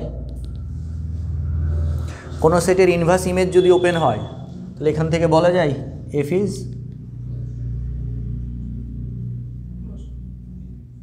কন্টিনিউয়াস। এটাই তো, বুঝতে পারলে? কোনো সেটের ইনভার্স ইমেজ যদি ওপেন হয় তাহলে এটা ইফ অ্যান্ড অনলি ইফ ছিল তো, হ্যাঁ আমি ওই জন্য বললাম ডবল ইমপ্লাইজ দিলে। আমি এটা তুমি কি করে বলছো বলো তো? আর মাইনাস বি ওপেন বলে এফটাকে কন্টিনিউয়াস কেন বলতে পারছো? ওটা ইফ অ্যান্ড অনলি ইফ ছিল, কন্টিনিউয়াস হলে ওপেন হবে, ওপেন হলে কন্টিনিউয়াস হবে, তাহলে এটা ওপেন হলো তাহলে এফ কন্টিনিউয়াস, ব্যাস।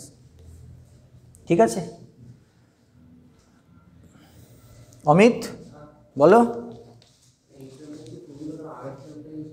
হ্যাঁ, এই থিওরেমটা প্রুফ হলো আগের থিওরেমটাকে ইউজ করে, সেটা তো হবেই, কারণ সব থিওরেমের প্রুফ তো আমরা, এটা যদি প্রুফ তোমাকে করতে হয় তাহলে তো তোমাকে লিমিট পয়েন্ট নিয়ে আসতে হবে, সেক্ষেত্রে প্রুফটা একটু অসুবিধা হতে পারে।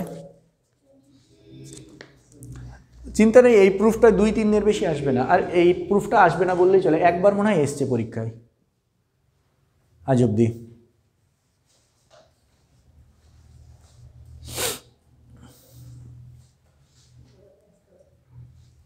মুছে দিলাম, এই থিওরেমটা চলে আসলো পরীক্ষায় আর 5 নাম্বার দিয়ে দিল, তাই না? তাহলে কি মজা।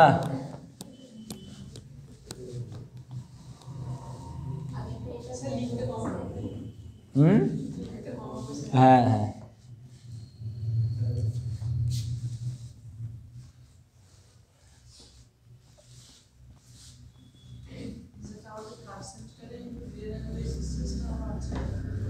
না না, এরপরে রিয়েল অ্যানালিসিস 3 আছে, রিয়েল অ্যানালিসিস 1, এটা চলছে 2, তারপরে আছে 3। তোমাদের 3টে পার্টে ভাগ করেছে রিয়েল অ্যানালিসিসকে। একের সঙ্গে দুয়ের লিঙ্ক নাই? এগুলো কি ওপেন ক্লোজ কোথায় পড়েছো? ইন্টেরিয়র পয়েন্ট কোথায় পড়েছো? নেবারহুড কোথায় পড়েছো? পাগল না মাথা খারাপ রে বাবা?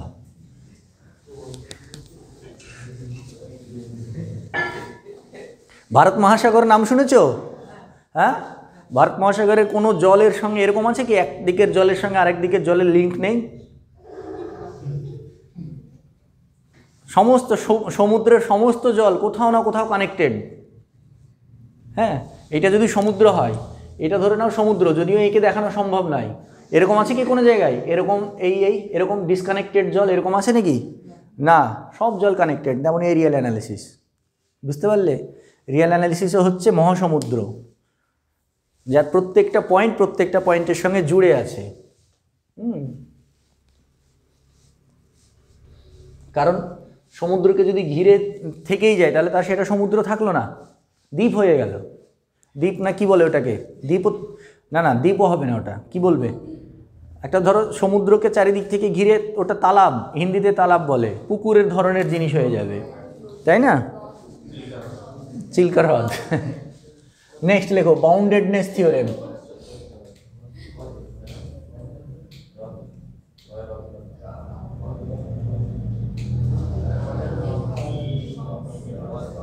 চিল্কা হ্রদ গেছিলাম আমরা উড়িষ্যায়, হ্যাঁ, তো গেলাম আমরা, ভাবছি চিল্কা হ্রদ যাব, সমুদ্র দিয়ে যাব, এই যাব ওই যাব, এইসব ভাবলাম, হ্যাঁ। ও বাবা, দিয়ে কিছুই না, দেখছি ওই আমাদের যেমন নদী থাকে ছোট, ওই বিল মতো, ওইরকম ওই বিলের মতো ওই ঘন্টার পর ঘন্টা চলেই যাচ্ছে 2.5 ঘন্টা না 3 ঘন্টা লাগলো যেতে। দিয়ে বললো ওখানে আমাদেরকে ডলফিন দেখালো, বললো ডলফিন দেখাবো, তো কোনো ডলফিন এইটুকু উঠছে, কোথাও একটু দেখতে পেলাম, কোথাও একটু দেখতে পেলাম না, হ্যাঁ। আবার গেলাম তো একটু এক্সাইটমেন্ট নিয়ে এই যাচ্ছি, ফেরার সময় এত বিরক্ত লাগছে, ভাবছি এখন 2.5-3 ঘন্টা এইভাবে যেতে হবে। মানে আরেকটা সত্যি কথা বলতে, আমরা তো গ্রামের ছেলে, আমাদের তো ওই লঞ্চে চড়া নিয়ে কোনো এক্সাইটমেন্ট নেই, আমরা সব সময় চড়েছি ওই সব জিনিস আমরা, হ্যাঁ, এক্সাইটমেন্ট নেই। শহরের মানুষজনের একটু ভালো লাগতে পারে যে এমনি আমি এতক্ষণ লঞ্চে চড়ে যাচ্ছি, এই যাচ্ছি ওই যাচ্ছি, এটা আমার এমন নয় যে আমার খারাপ লেগেছে বলে অন্যদের খারাপ লাগবে।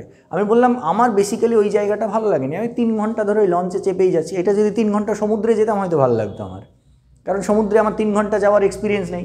1-1.5 ঘন্টায় গেছি আমরা, আন্দামান নিকোবর যখন গেছিলাম, আন্দামানে যখন গেছিলাম 1 ঘন্টা যাচ্ছে একটা দ্বীপ থেকে আরেকটা দ্বীপে, ঠিক আছে। তো কিন্তু ওই লঞ্চে 3 ঘন্টা ধরে জার্নি বিরক্ত লাগছিল, আমার ব্যক্তিগতভাবে লাগছিল, তোমাদের অন্য কারোর ভালো লাগতেই পারে, এটা নয় যে আমার যেটা খারাপ লাগছে অন্যদের ভালো লাগবে, ঠিক আছে। সমুদ্রের কিন্তু জার্নি খুব সহজ নয়, জানো তো, জাহাজের জার্নি, হ্যাঁ। আমি গেছিলাম গণভূমি বলে, দেখেছো, মানে আমরা 180 জন ছিলাম, তার মধ্যে মোটামুটি 100+ মানুষ বমি করছে, চারিদিকে খালি বমি আর বমি আর বমি, যেদিকে তাকানো যাচ্ছে মানুষ বমি করছে। কেন হয় বলো তো? ওই সমুদ্রের ঢেউয়ের জন্য। এইটা সমুদ্রের ঢেউ, যত ঢেউ বেশি হবে তত বেশি বমি হবে।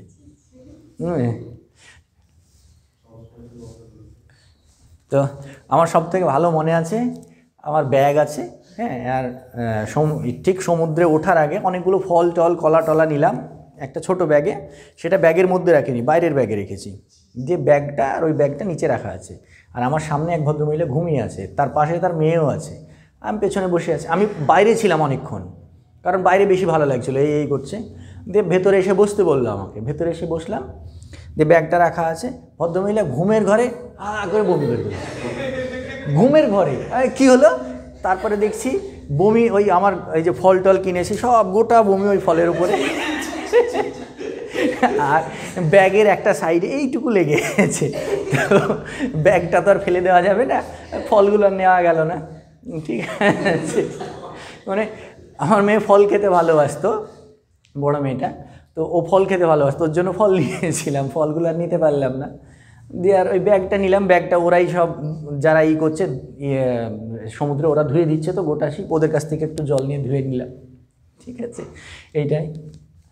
তারপরে আমার মেয়েও করেছে, ও জাহাজে ওঠার আগে কুল খেয়েছিল, অনেক কুল খেয়েছিল, হ্যাঁ, দিয়ে ওই জাহাজ দুলছে তো ওর মা আর ওকে নিয়ে বসতে পারছে না, হ্যাঁ, দেওয়া বলছে তুমি নিয়ে বসো, ওকে কোলে নিয়ে বসে আছি, ও ঘুমের ঘরেই আমার এইখানে বমি করে দিয়েছে, দিয়ে বমি করে ও ঘাবড়ে গেছে, দিয়ে বলছে কিচ্ছু হয়নি, মানে ওকে বললেও ভয় পেয়ে যাবে, কিচ্ছু হয়নি, তাই বললাম। দিয়ে আমি ওকে ধরে নিয়ে গেলাম, ওকে ধরে নিয়ে গিয়ে ওকে যে মুখটুক ধোয়াবো, করাবো, সব ভর্তি মানে বাথরুম টাথরুম সব লাইন দিয়ে ভর্তি মানুষজন, তারা মুখ ধুচ্ছে, করছে, বমি করছে, তো ওকে নিয়ে গিয়ে মুখটুক ধোয়ালাম, আমার গেঞ্জিটা একটু পরিষ্কার করে নিলাম, ধুয়ে নিলাম, দিয়ে আবার এসে বসলাম।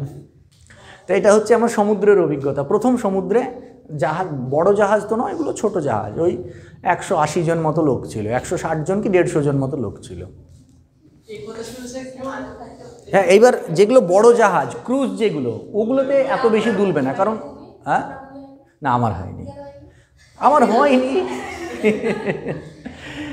হয়নি, কারণ এর কোনো কারণ নেই, হয়নি, আমার সচরাচর হয় না, শরীর খারাপ, বমি এইসবগুলো হয় না সচরাচর। আচ্ছা লেখো, if a function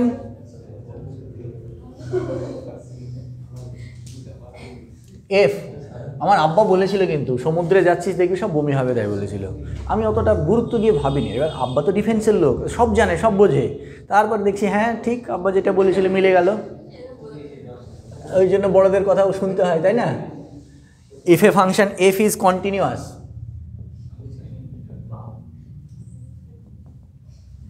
in a closed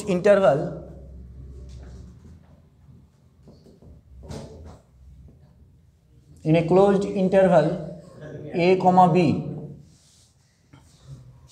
then it is bounded there,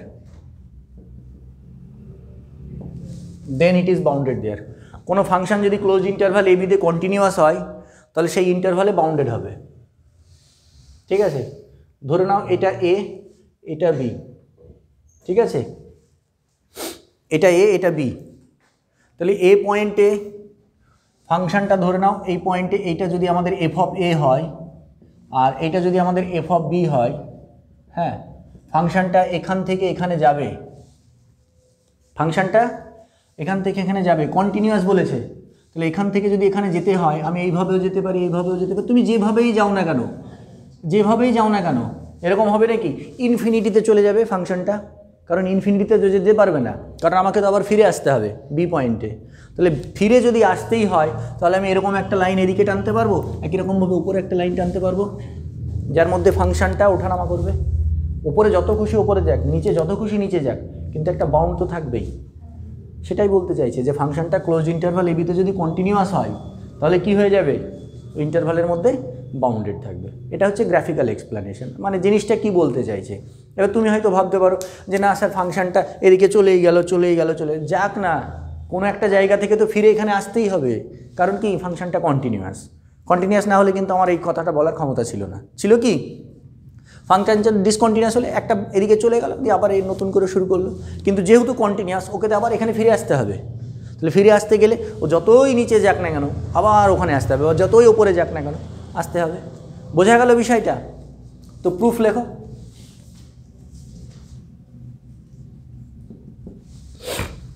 আমরা এটা ই দিয়ে প্রুফ করব, হ্যাঁ, যে বাউন্ডেড আমাদেরকে দেখাতে হবে, আমরা আনবাউন্ডেড ধরে নিয়ে দেখাবো, ঠিক আছে।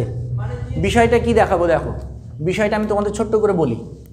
এর মধ্যবিন্দু সি নিলাম, আমরা বলবো ফাংশনটা এই গোটা ক্লোজড ইন্টারভাল এ বিতে আনবাউন্ডেড ধরে নেব, আনবাউন্ডেড ধরে নিয়ে আমরা কন্ট্রাডিকশানে আসবো, তাহলেই বাউন্ডেড হয়ে যাবে।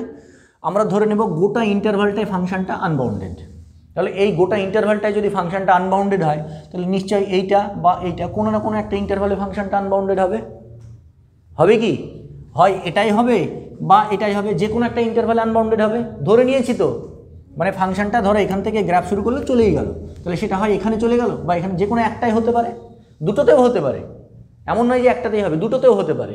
তো যে কোনো একটাই ধরে নিলাম, এটাকে আমরা I1 ধরে নিলাম, এই ইন্টারভালটাই আনবাউন্ডেড হলো। তারপর আবার এটাকে দুটো ভাগ করলাম, এটাকে ডি নাম দিলাম, তাহলে এই দুটোর মধ্যে নিশ্চয়ই কোনো একটাই আনবাউন্ডেড, ঠিক আছে।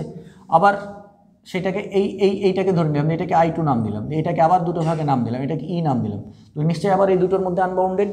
তো এইভাবে যদি ভাঙতে থাকি তাহলে কি আসছে, সব থেকে বড়ো ইন্টারভালটা ক্লোজ ইন্টারভাল এ বিটা আই, ঠিক আছে। আইটা কি সুপার সেট অফ কি হয়ে যাবে, আইটার মধ্যে কে থাকবে I1, তার মধ্যে কে থাকবে I2, ডট ডট ডট চলতে থাকবে, এরকম একটা মনে পড়ছে কোন থিওরেম, নেস্টেড ইন্টারভাল থিওরেম। তাহলে সেই নেস্টেড ইন্টারভাল থিওরেম অনুযায়ী এর মধ্যে একটা পয়েন্ট পেয়ে যাব, এই জিনিসটাই আমার নিয়ে আসার দরকার। পরে বাউন্ডেডনেস বিষয়টা আমরা যে কন্ট্রাডিকশন সেটা পরে নিয়ে আসছি, আগে এই পার্টটুকু করে নিই, বুঝতে পারলে। নেস্টেড ইন্টারভাল থিওরেমটা পর্যন্ত আমরা নিয়ে আসি, হয়েছে? তো লেখো, লেট ছোট হাতের F be a continuous function, let ছোট হাতের এফ বি এ কন্টিনিউয়াস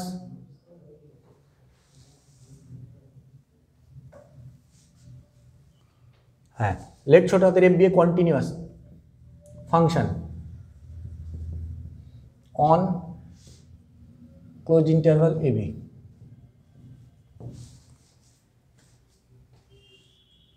হয়েছে?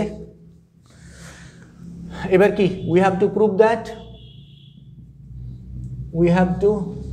That f is bounded on I equals to close interval ab। এটাতে আমাদেরকে বাউন্ডেডও প্রমাণ করতে হবে। ঠিক আছে, তো আমরা প্রথমে কি বললাম, প্রথমে যদি সম্ভব হয় আমরা ধরে নেব, তাই তো? প্রথমে যদি সম্ভব হয় তো if possible we assume that f is unbounded on closed interval a comma b। আমরা ধরে নিলাম closed interval a comma b তে unbounded। ঠিক আছে, এবার লেখো let ছোট হাতের c be a midpoint of closed interval ab। closed interval ab এর মিড পয়েন্ট ধরে নিলাম আমরা। এবার ক্লোজ ইন্টারভাল যখনই মিড পয়েন্ট ধরে নিচ্ছে তাহলে ফাংশনটা এই দুটোর মধ্যে যে কোনো একটা ইন্টারভালে আনবাউন্ডেড, সেটাই লেখো দেন ছোট হাতের f মাস্ট বি আনবাউন্ডেড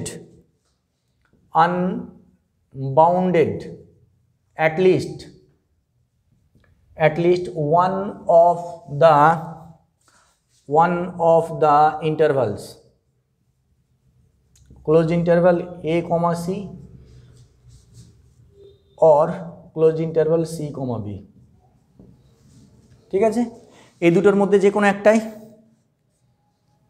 এবার we denote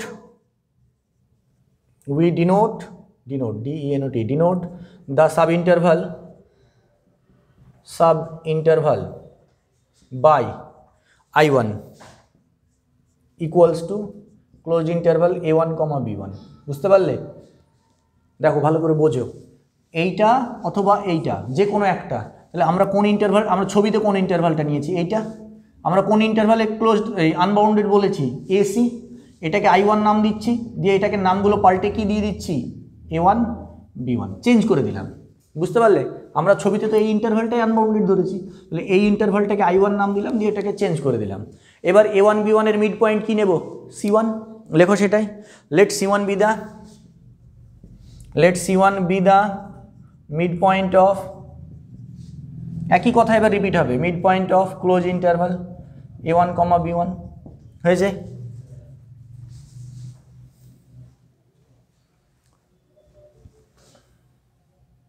এবার আর লিখছি না, এবার তোমরা লিখবে।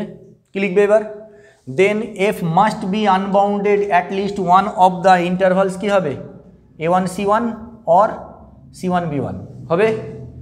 then f must be unbounded at least one of the intervals a1 c1 or c1 b1। এবার we denote the subinterval by কি লিখবো, I2, দিয়ে এটাকে কি লিখবো, a2 b2।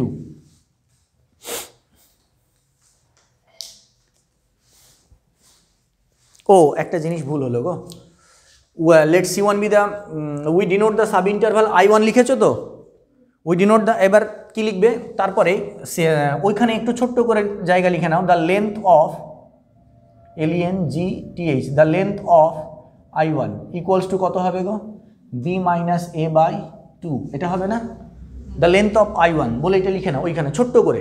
the mid point a1 b1 এর মিড পয়েন্ট যে c1 লিখবো তার আগে এটা লিখে নাও, the length of I1 equals to b minus a by, অর্ধেক হচ্ছে না, এই যে গোটাটা যেটা ছিল তার অর্ধেক হচ্ছে তো লেন্থটা। তারপরে কি, তারপরে we denote the subinterval by I2, হয়েছে? দিয়ে কি লিখবে, the length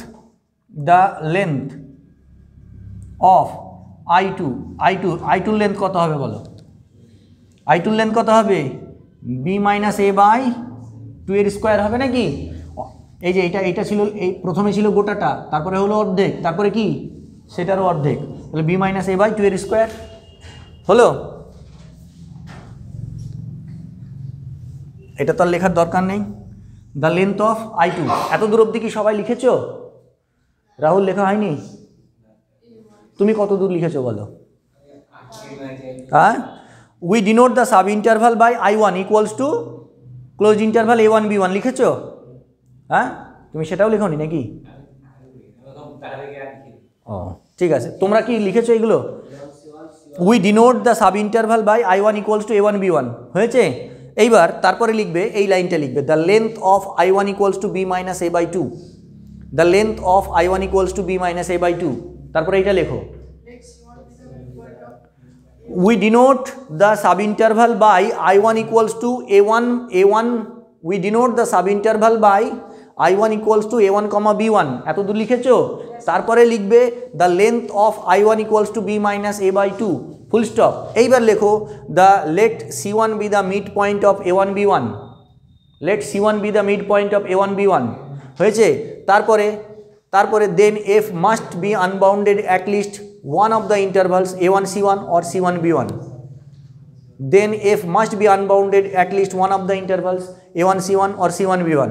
তারপরে লিখবে the length of I2 equals to B minus A by 2 square। এত কিছু মানে জটিলতার কিছু লিখিনি তো। সুমিতের হয়েছে না হয়নি? হয়েছে? অমিত তোমার হয়েছে? সায়ন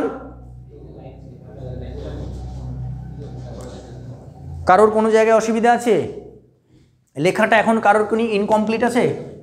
কারোর কি ইনকমপ্লিট আছে এখন পর্যন্ত? হয়েছে? সেরিনের হয়েছে?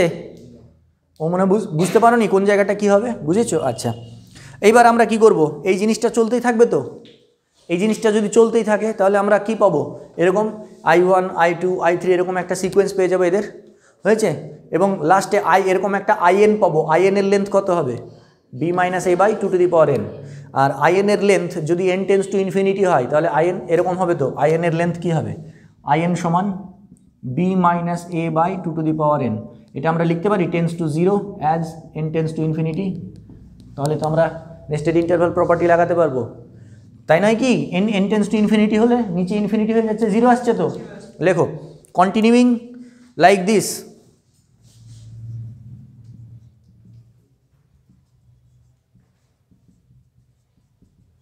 continuing like this we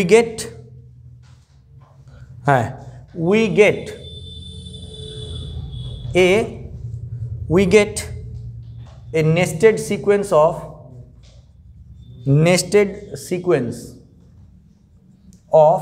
closed intervals, nested sequence of closed intervals। কি পাবো? iটা সুপারসেট অফ I1, সেটা সুপারসেট অফ I2, যে superset of dot dot dot dot, যে সুপারসেট অফ IN, যে সুপারসেট অফ, এভাবে চলতে থাকলো, পেতেই থাকবো আমরা, হয়েছে। such that the length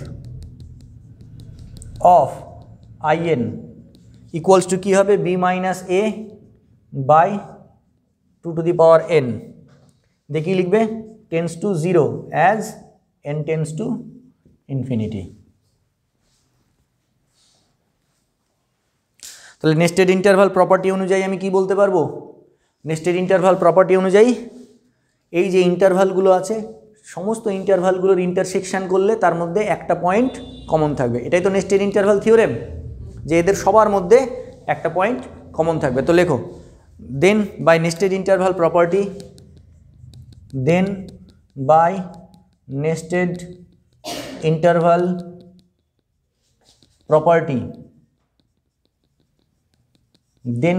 interval property, intersection n equals to 1 to infinity IN, then by nested interval property intersection n equals to 1 to ঠিক আছে, is non empty,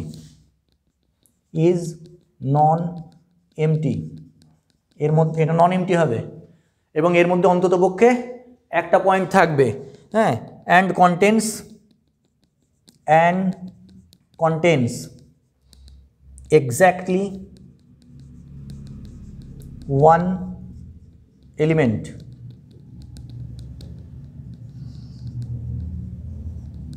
say x0। আমরা ধরে নিলাম এটা নন এমটি হবে এবং এর মধ্যে একটা এলিমেন্ট থাকবে, সমস্ত ইন্টারভালগুলোর মধ্যে একটা এলিমেন্ট কমন থাকবেই, সেটাকে x0।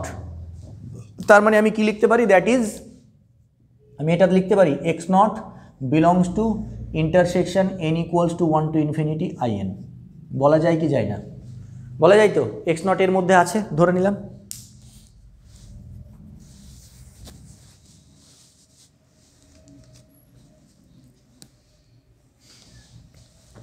আচ্ছা এক্স নট পয়েন্টটা কোথায় আছে বলো তো?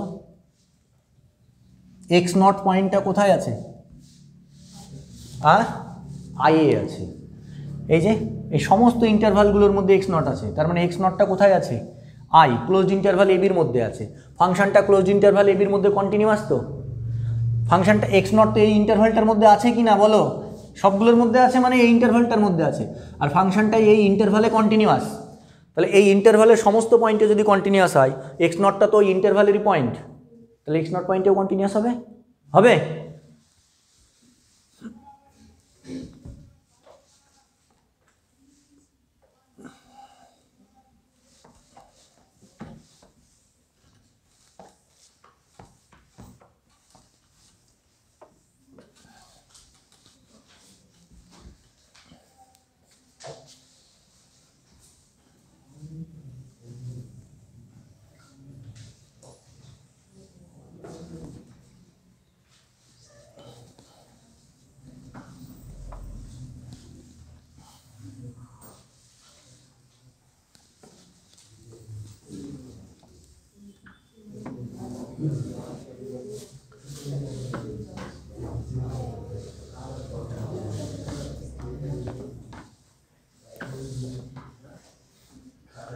তো এবার লেখো,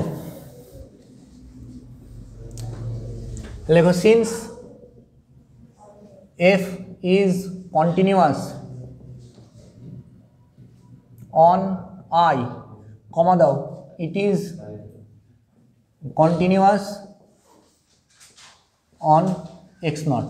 যেহেতু এটা আই এ কন্টিনিউয়াস, এটা এক্স নটেও কন্টিনিউয়াস। তোমাদের যদি মনে সন্দেহ থাকে ব্র্যাকেটে লিখে রাখতে পারো since X not belongs to I. হ্যাঁ, এটা লেখার দরকার নেই তোমাদের স্যাটিসফ্যাকশানের জন্য, যেহেতু এক্স নট আয়ের আছে, আই ইন্টারভালটার প্রত্যেকটা পয়েন্টের মধ্যে ফাংশনটা কন্টিনিউয়াস, তাহলে এক্স নট তো আয়ের মধ্যেই আছে, তাহলে এক্স নট পয়েন্টেও কন্টিনিউয়াস হবে। তাহলে এখানে এবার আমরা কন্টিনিউটি ডেফিনিশন লাগিয়ে দেবো। তো লেখো এবার আমরা কি নেব, then for given epsilon equals to 1, এপসাইলনের ভ্যালু 1 নিয়ে নেব। হ্যাঁ, epsilon pre assign positive quantity নিতেই পারি। Then for given epsilon equals to 1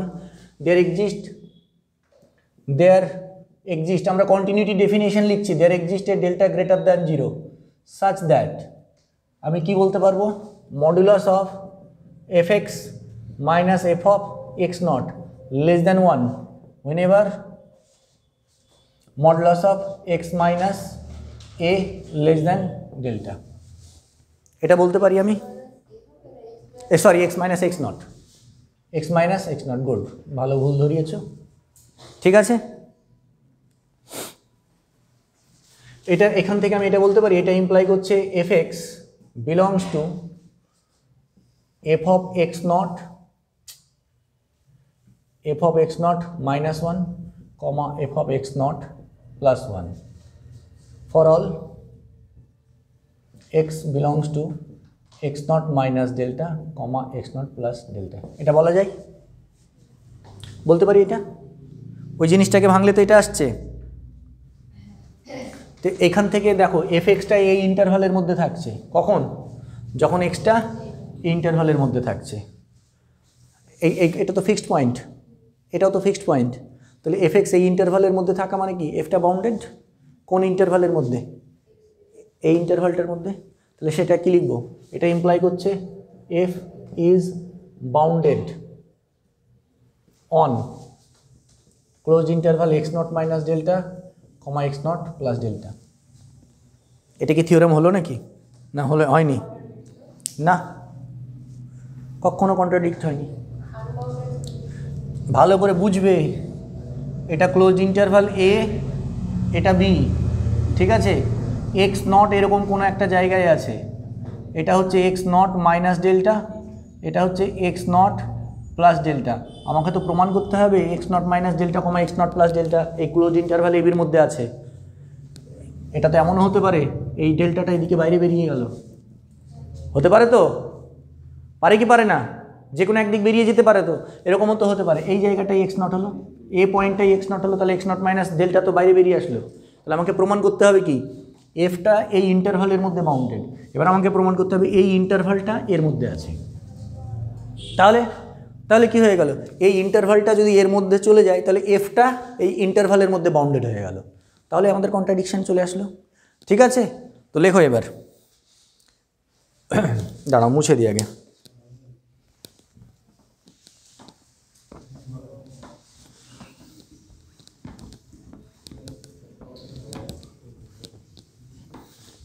লজিকগুলো ভালো করে বুঝতে হবে, হ্যাঁ, তবেই জিনিসগুলো ক্লিয়ার হবে।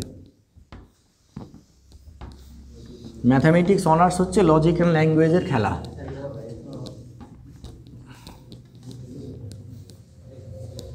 এবার লেখো,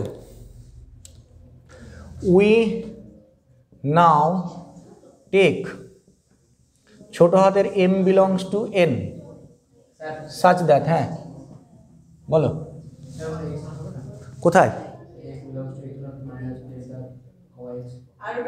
হ্যাঁ, এটা প্রিন্টিং মিস্টেক, হ্যাঁ দারুণ কথা। ঠিক আছে, such that B minus A by two to the power M less than delta. দেখো এই জিনিসটা একটু বুঝবে। এই যে এইটা আমরা নিলাম B minus A by two to the power M, ডেল্টার থেকে কেন কম নিলাম? এই যে এই দূরত্বটা, তো এই দূরত্বটা তো ডেল্টা, এইটা তো ডেল্টা।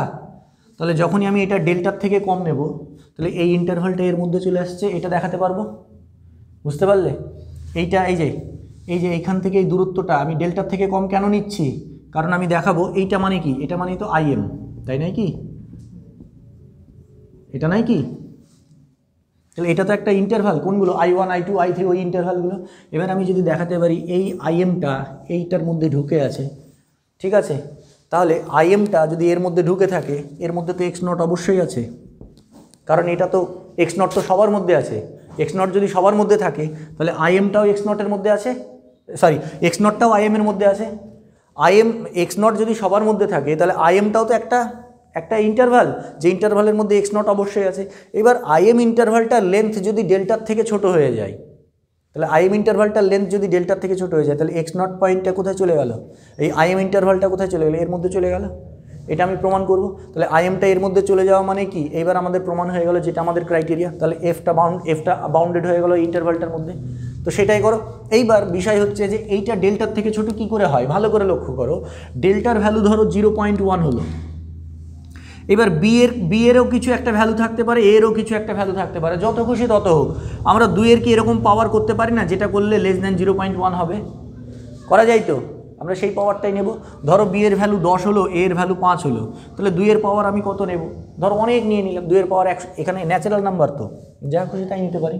তাহলে এইখানে এম এর ভ্যালুটা আমি এমনভাবে নেব যেন B minus A by two to the power M করলে সেটা ডেল্টার থেকে ছোট হয়, সেই জন্যই লিখেছি এমনভাবে এমটা নেব যেন B minus A by two to the power M less than delta হয়। ঠিক আছে, দিয়ে দ্যাট ইজ দিয়ে কি লিখবে? That is length of IM less than delta. IM এর লেন্থ ডেল্টার থেকে ছোট হয়েছে। অলসো আমি আবার কি বলতে পারি? X not belongs to IM. X not IM এর মধ্যে আছে, ভালো করে খেয়াল করো, এক্স নট আইএম এর মধ্যে আছে। তাহলে এক্স নট যদি আইএম এর মধ্যে থাকে তাহলে এই আইএমটা কার মধ্যে চলে গেল? X not minus delta comma x not plus ডেল্টার মধ্যে চলে গেল। ঠিক আছে, তাহলে এটা ইমপ্লাই করছে কি আইএম কার মধ্যে চলে গেল? Subset of X not minus delta comma x not, এটার মধ্যে গেল কি গেল না? এক্স নট যদি আইএম এর মধ্যে থাকে, এইবার আইএম ইন্টারভালটা এরকম কোনো একটা জায়গায় যদি থাকে, কেন আমি ডেল্টার থেকে ছোট নিয়েছি বুঝতে পারলে? এই লজিকটা কেন নিয়েছি প্রশ্ন আসতেই পারে যে ডেল্টার থেকে ছোট কেন নিলেন? ডেল্টার থেকে ছোট নেওয়ার কারণ তুমি যদি ডেল্টার থেকে, কারণ আমি আইএমটা যদি এখানে থাকে, ভালো করে লক্ষ্য করো, এখানে যদি থাকে তাহলে আইএমের গোটা লেন্থটা তো ডেল্টার থেকে ছোট, ওইটার মধ্যেই থাকছে।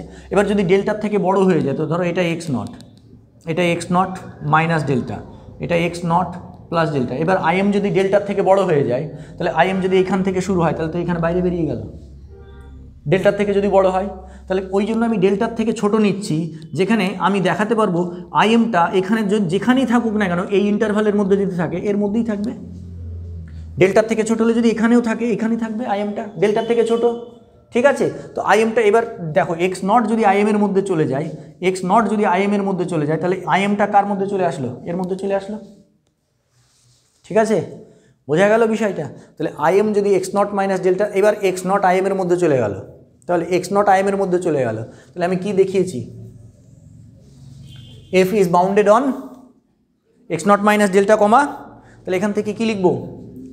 F is bounded on I M বলা যায়। এটার মধ্যে যদি বাউন্ডেড হয়, তাহলে বাউন্ডেডের সাব ইন্টারভাল তার মধ্যেও বাউন্ডেড হবে, ঠিক আছে। এটাই তো কন্ট্রাডিকশন, এটাই তো কন্ট্রাডিকশন। কিন্তু আমরা কি জানি? বাট কি এফ ইজ গোটা ইন্টারভালে আনবাউন্ডেড ধরেছি তো, গোটা but F is unbounded on IM. F IM এ আনবাউন্ডেড, কিন্তু প্রমাণ কি হলো? এফ আইএম এ বাউন্ডেড, ঠিক আছে। এটাই তো কন্ট্রাডিকশন। তাহলে এই কন্ট্রাডিকশনটা কেন এলো? আমরা যেটা ধরেছি সেটা ভুল বল, তাহলে কি লিখবে? Which is a contradiction, which is a contradiction দিয়ে কি লিখবো? Hence our assumption is wrong, hence our assumption is wrong, ये की therefore f is bounded on I। আমরা আনবাউন্ডেড ধরেছিলাম তো, আনবাউন্ডেড ধরেছিলাম, ঠিক আছে, প্রুভড। আরেকটা থিওরেম করবে? কটা বাজলো? না ব্রেক নেবে?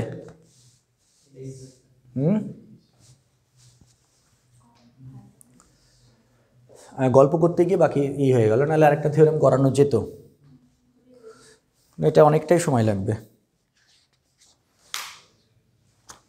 অনেকটা সময় বলতে থিওরেমের কনসেপ্ট কিছু নেই। থিওরেম যদি বাউন্ডেড হয় তার সুপ্রিমাম আর ইনফিমামটা অ্যাটেন্ড করবে। এখানে লিস্ট আপার bound axiom, greatest lower bound axiom, ওই জিনিসগুলো লাগবে কাজে, আর কিছু নেই। প্রুফের মধ্যে কিছু নেই, কিন্তু প্রুফটা অনেকটা হয়েছে, ঠিক আছে। তো ব্রেক থাক। কটা থিওরেম হলো? অল্পই হলো নাকি?